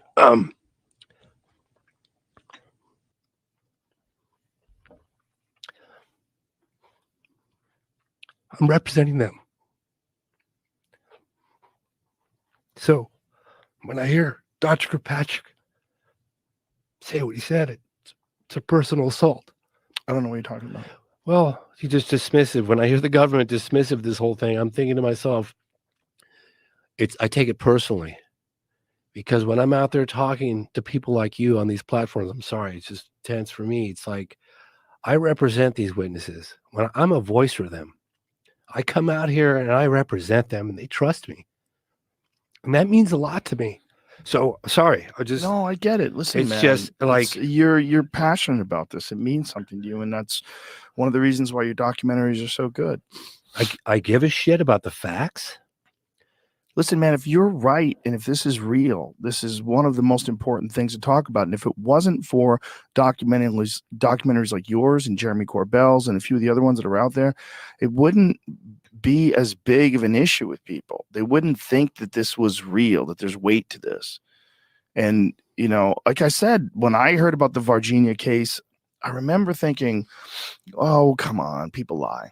Yeah. I always think that. I always think, people, because they do. Some people like to lie. Yeah, no question. But that's not that simple. That one's very complicated. And again, that man who goes to the spot where he saw that 25 years ago and he starts crying. And Jesus Christ. I teared up. You know that I showed him? I interviewed Military X, as you know, he's in the movie. But Military X, it's in the credits. Military X said, for the first time, it all started at Myelini Farm. Myelini Farm is where we took him for the crash site. Okay. Was there any indication on the ground? Yeah. Thank you. So I flew the drone over the crash site. I'm in New York City a couple of weeks ago at a conference, and this guy pulls me aside and he goes, "Hey, James, I just watched your movie, Moment of Contact. Holy shit." He goes, "You know, I'm a geologist. That ground at the impact site has been tampered with." I said, "Thank you," because I'm not a geologist, but I took my drone and I flew it over. It's in the movie. You can see it. You look down at that site and that area looks so different than everything around it. It looks so different. According to Souza, there was some sort of acid like that was burning from the craft. And that acid is what smelled so bad. And 26 years later, you can see it.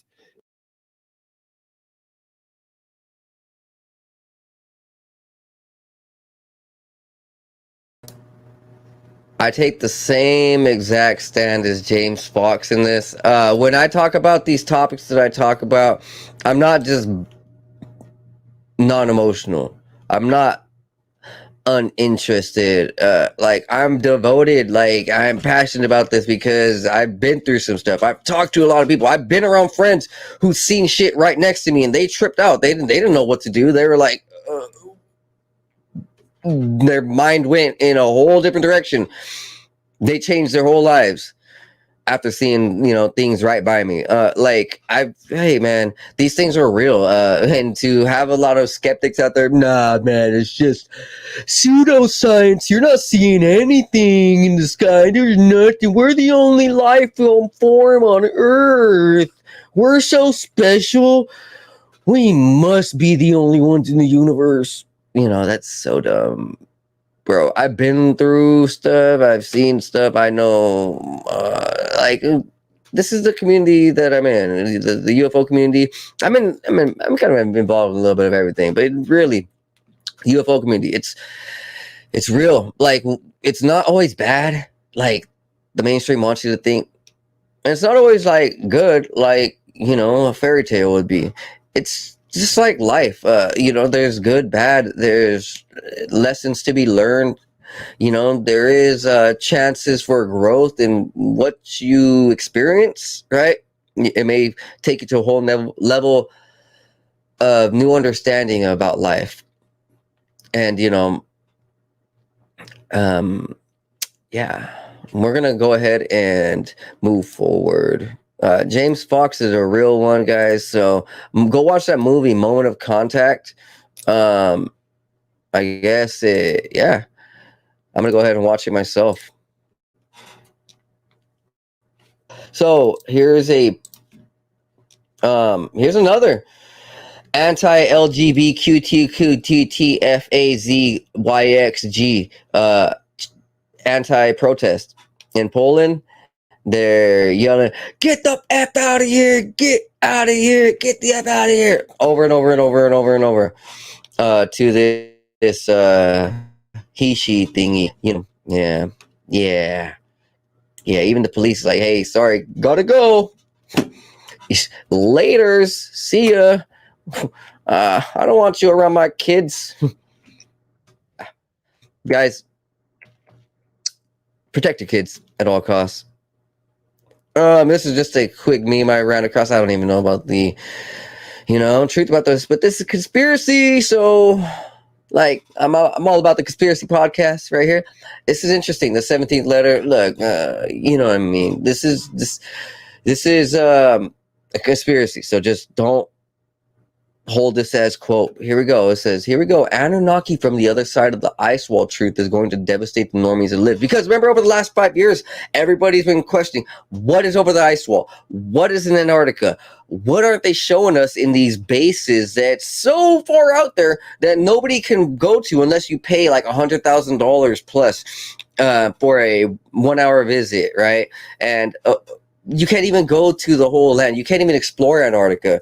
Actually, you can only go to certain little few areas, and everything else is completely walled off, iced off. We know that Antarctica is the largest, the tallest landmass, the tallest continent, right?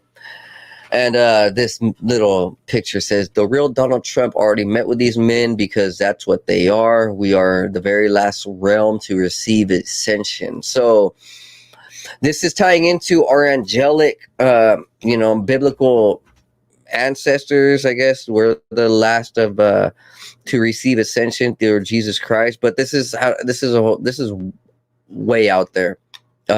claiming Anunnaki. I mean, look, like people even 10 years ago started. Remember all that talk about Nibiru, Planet X, right? The Anunnaki are coming from Planet X. That's where the Sumerian tablets say the Anunnaki kind of originated from, right? Yada yada yada, or something like that. That was the whole talk about Planet X and Nibiru and Anunnaki being there. And them being like controllers, watchers, higher dimensional beings who have great power over us or who want to help us. Who knows? Interesting though, we do see that over the last few years there's more push for disclosure on what these entities and UFOs are and what these outer realms and worlds are. Now, this is a little picture I want to show you guys. I referenced this a couple weeks ago, and I finally found the picture. So look, here's a picture of GMO corn versus organic corn left out in the forest. All the bugs did not want the GMO corn. They ate the organic corn. Look at that. Look at that. That's what your body does with this food. When it goes into your body, let's just say your body doesn't want it, bro. Your body doesn't want it, fam. This organic stuff, your body wants it. You just like, yeah. There's no other way to explain it. There's no other way to explain it, like except showing you, right? Eat organic, and you'll notice your health, body, mind, soul, spirit, skin, eyes, ass, stomach, abs, legs, quads, biceps, shoulders. Everything get better. Your blood get better. All that. Everything. Literally. Okay?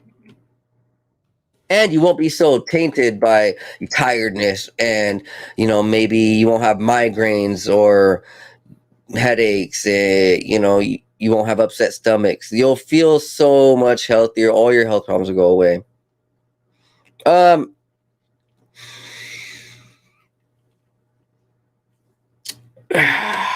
Well, here's a long post from Simon Aleba, I guess, or Tiba. Imagine a world where all we claim we want the truth. Then Julian Assange leaks the truth and we jail him for many years. Jack Teixeira leaks the truth and we arrest him, try him, and say the truth was classified. Tucker Carlson speaks the truth as the world moves into World War III. We call it lies, Russian propaganda, and go after him when we all know that no one wins those wars and there is no glory in the grave, no life in the graveyard, only billions of dollars for the military-industrial complex. Many people claim to be seeking the truth, but in reality, all they do is to become tools for the propaganda. They come to Washington vowing to drain the swamps, and they get so comfortable that they just become part of it. Now they are flying with the president on Air Force One. They are live on Sunday shows. They wear night suits, eat at cool restaurants, go to the gym, do yoga, and meet beautiful people at happy houses as they drink champagne. How can they abandon that new lifestyle? Speaking the truth now means they will embarrass their new friends who will ban them from their circle as they do conform. People who watch them see it. They become part of the elite and don't give a F about the people anymore. The people then turn their backs and begin to watch people like Tucker Carlson.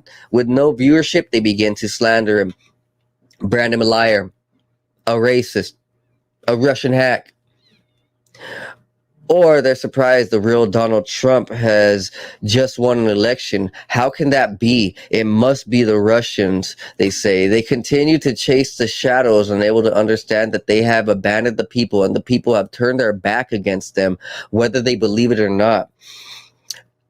I have lived long enough and got white hair, by the way, to know that whether you're in Washington, D.C., or where I'm writing this, or over there around the country where you're reading it, the truth remains that trying to get rid of Carlson will not solve their dilemma. Yeah, that's a long, wordy post. It's pretty cool. So here's a. Thanks.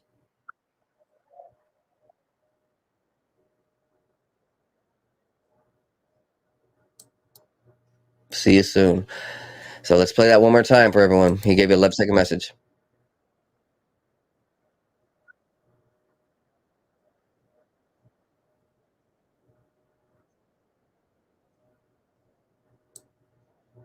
Hey, I know I don't have a lot of viewers and fan base yet, but I'm appreciative of everybody who's listening in. Because yes, like you just said, as long as you can listen and hear my words, that is enough. You hear the truth coming out of my voice and you take it to heart. You fight, you stand up, you brush off that scared feeling, and you know your power. You know your future. You have your own sovereignty. You have your own life to protect, your own kids to protect, your parents to protect, your garden to thrive with, your body to love. I don't mean get all glamorous and go all out and do all these crazy biological changes. No, you can just work on your body naturally. And it's self-love. Your mind is strong, and do not ever cower to any type of fear mongering saying you must obey to these or you cannot do these. And it's you know what I mean? You know what I mean? So I guess Elon may be revealing his alt account. So he keeps on saying follow the rabbit, follow the rabbit, follow the rabbit. And the rabbit is the rabbit hole on Twitter, which is just interesting. Who knows? Literally, Elon probably does have an alt account, a burner account. I'm just saying. I'm not even a huge fan, but that dude's hilarious with some of the stuff he says. We know that he just banned a pedophile groomer making a flag on Twitter. We all seen that. It looks like a V, and it's like super dumb. The post was about like, yeah, this is the flag for the youth attracted peoples, right? It's like, whoa. Elon then banned it within an hour and said this shit's not tolerated. So let's go continue forward. This is from the Insider paper speaking on South Korean and USA nuclear deals. South Korea's Yoon says response to North Korean nuclear attack would include U.S. nukes, of course, because our nukes just got sent over there. So they're threatening each other. Now, here's an article from the Daily Loud. Texas teachers to get an extra $25,000 to carry guns in school if bill passes. Yo, Texas, big ups, bro. Hey, all you teachers out there, all my friends, because I know teachers. I have teachers, family members, friends. Go to Texas if you want to go ahead and, get an extra $25K if you strapped up and take care of the kids, buddy. Like, do their part for real. Everything bigger in Texas, including that paycheck for you teachers. Woo, woo, woo. Yeah, man. That's what's up. Like, literally, look, man, if all the teachers had guns, principals had guns, there would be no violence. Kids would not be cool with starting fights and getting into major drama, right? They'll be like, oh shit, these guys are packed. They wouldn't be scared, but they would know, like, hey, we got to keep shit like professional here. These guys are trying to protect us professionally,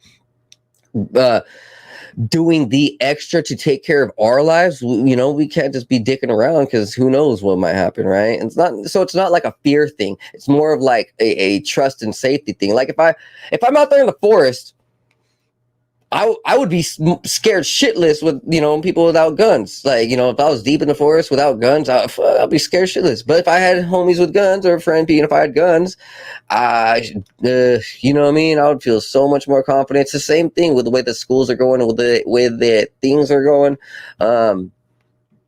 Yeah, you know what I mean? All right. So continuing forward from the Daily Rabbit, there's no clarification on this. It might just be a conspiracy, but this is from the White Rabbit. I guess over in Russia, Putin was rushed to the Kremlin right after the news of Ergodan being in the hospital. Oh yeah, so Ergodan is in the hospital. That's Turkey's prime minister or Turkey's president. And over the last couple months, I've been talking about Turkey and them being a huge problem to NATO. NATO wants to go ahead and step in and involve themselves with Turkey in the UN. So there wants to be they want to take over Turkey and do some anti-Turkey shit. Pretty much, the Turkey doesn't want to have to deal with them though. They rejected them over and over and over. I think I don't know. I haven't seen anything updated. Maybe they did oblige to him, but I don't think so. Right now, this goes even deeper with what Graham Hancock and Randall Carlson and Andrew Collins all know about Turkey. So anybody who is into ancient archaeology, ancient aliens, spirituality, right? There is Göbekli Tepe, one of the world's most pristine ancient sites. It was buried over purposely to be saved thousands of years later by the inhabitants. And what makes this site so special is that it's almost biblical. There's a very strong astrological aspect to this. So these people were smart. They used it for, actual scientific, natural means, right? There was great farming around. These guys were really in tune with the earth. So it's a very powerful site. And even below Turkey, I believe there's a large underground complex that is underground network of caves and yeah,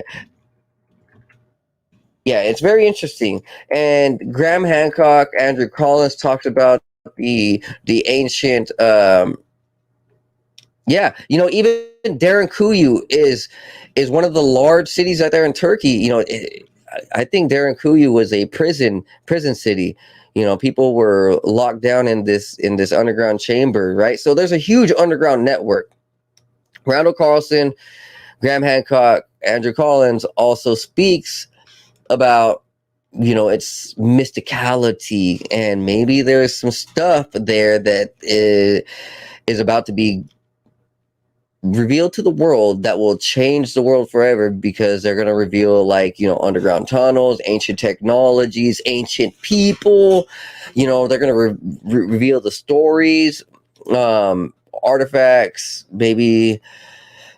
And it's Randall Carlson specifically, I believe he had mentioned on one of his recent Cosmographia podcasts that he and a few other people are working on free energy technology out there in Turkey, I believe. So there's some real mysticality going in Turkey right now.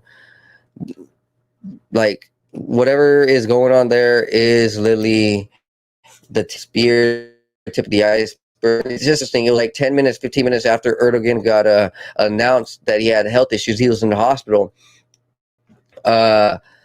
Putin and the Kremlin, I guess, were rushing back to their embassy or something for a meeting late night. Interesting. Could this be a coincidence? Right. So moving forward. Now we're talking about Sudan. That Africa's politicians be escorted and evacuated out of there by U.S. armed forces, maybe special forces, maybe not, maybe just regular forces. Other countries are also pulling out their Sudanese, politicians or whatever. Because, so here's the conspiracy, maybe not, okay? Look, I just put that for your own clarification, but it could really be the truth of it, because this was talked about Ukraine. The same thing happened in Ukraine, where there's biological labs, right? And then eventually months later, it actually got found out to be truth. So The report is seized biolab in Sudan containing dangerous viruses was funded by Fauci, Bill Gates, DOD, and CDC. Hey, we know that all of these dudes are stupid. Like, yes, Gates, Fauci, DOD, CDC, they are dumb. Like, I mean, they are anti-human. They want to kill you. They literally, there's no proof that they've been trying to help us this whole time. Everything, is pretty much poison that they want for us, right? They don't want to give us the natural stuff. They don't want to give us the poison. Get us sicker. Depopulation agenda 101. Now, going forward, here's a quick pick, guys. Like, when I say iPhone sucks and Apple sucks, it's because of stuff like this, guys. What do you think's happening inside those buildings? So this is a suicide net outside of the Apple factory in China. What do you think is going on inside those buildings that makes employees want to jump and commit suicide? Don't tell me. Maybe drop it in the comments, but like, I don't really want to know. It's pretty bad that that's the way it is, man.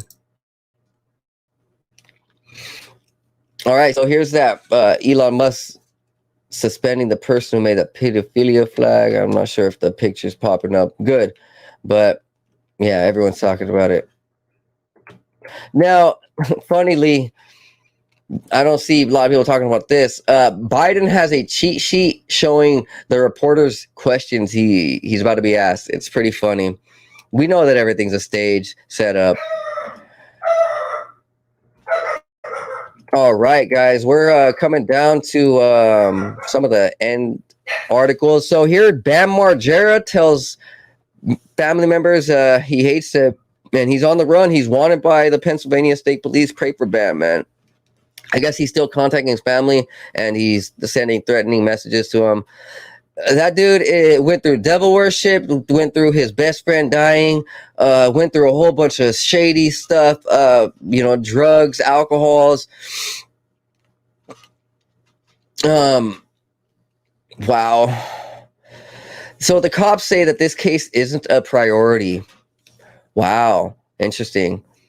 Okay. Man, that's messed up. Hey, pray for him. Pray for him.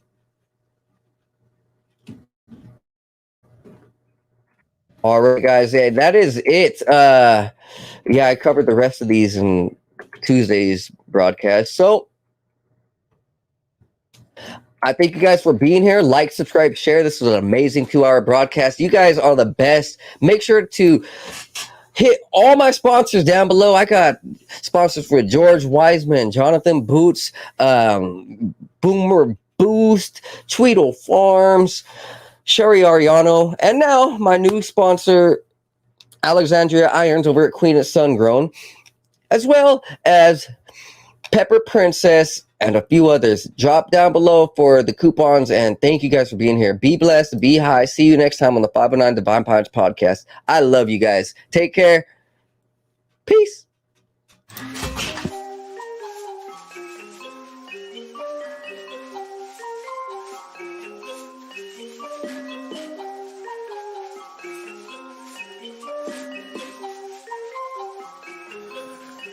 Meditating, analyzing everything I see, so I see new horizons. Took the acid, feeling blasted in my brain, so I've been sitting up inside it, thinking about the present and the future. I'm improving cause I am a trooper, never getting caught up in the loop. Got up out it cause I found the truth. Woke up to a beauty of the day, yeah, the sun is shining, so I'm finna stay. Sitting, soaking up all of the rays, till I feel it surging through my brain like some booger sugar. Did a lot of cane, experimented with it, couldn't name all the times I did it, feeling like a fade. Yeah, I'm really glad that I let it go, cause I gotta be prepped for the time when the plane ride is a new norm. So I know I'm gonna stay high, blaze on the ganja, feeling like I make my music go to another level while I take off. I can't ever stop this, fell in love with it, fit like a glove, so I'm never ever done with it. So now I'm about to rip another beat, ayy. One day I'll make $1 million in a week, yeah, shooting for the top spot. Feel like I'm a hot shot, like I really got a chance with it. I will not flop, somebody gonna make it dance when I pop off. Gonna have all the bitches taking all the tops off. I've been feeling like I'm really gonna kill it for the rest of my life, so I've been staying focused. In my soul, I've been feeling like $1 million, so I know that everything is really getting closer. Yeah, no posers, only been hanging with the ones I've chosen. Only all the people that are living in the right way, cause they spending every day growing. Yeah, no whole shit coming in my life and then leaving in a moment. That's the shit I'll never let into my life again. Cause lately I've been feeling like I'm golden. Never showboat, I just showcase on my music that I made this far.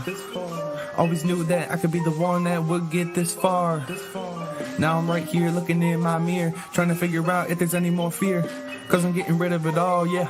Yeah, I'm getting rid of it all. Meditating, analyzing everything I see, so I see new horizons. Took the acid, feeling blasted in my brain, so I've been sitting up inside it, thinking about the present and the future. I'm improving cause I am a trooper, never getting caught. There's some part of learning that the government doesn't want to talk about. Really. Which is why sometimes you see all these newscasts like, well, it's really bad. Hey, did you find out why you hear about why Tucker Carlson? Yeah, she's locked up. Check her out. Yeah, I know. Anyway, I know. So, you see why Tucker Carlson been in trouble? Besides the Marroni thing, you hear about the monologue, but did you hear about like what happened a month ago, rather? His texts were leaked from 2000 to 2021 or 2020, 2021 about him. Tucker Carlson sending hateful messages over to the Fox executive saying, "Man, I hate Trump. I don't even like to do shit anymore. We're just putting up with it for a little bit longer. It's so sickening. I'm so tired of this." Like, talk shit about Trump, right? And then they were leaked. The messages were leaked. Like, what the freak? Why you guys leak my messages? You know, this is bullshit. You know, this is a private conversation. And then, you know, just I think it was this year. They're like, well, what about the messages? Like, I'm sorry. I was just infuriated at the time, and then, so yeah. Tucker Carlson, okay, he's pissed off. He's pissed off Pharma, Trump, Biden. I don't like anyone. There's a reason too. Trump just sat there. With his had in his pocket, taking the vaccine money. Remember Trump making his own vaccine?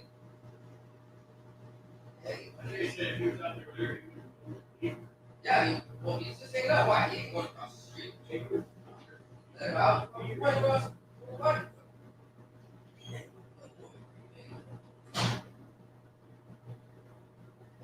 That boy is smart. He has some of our evolution. He cannot run around Lewis. Yeah. Law.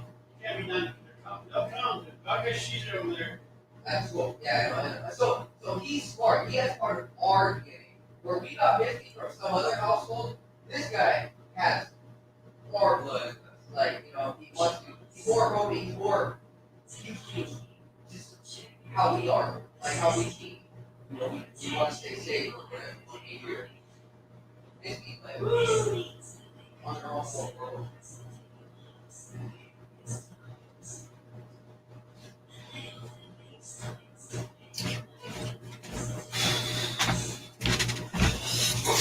Oh, hey, sorry. See you guys later. Peace. I love you.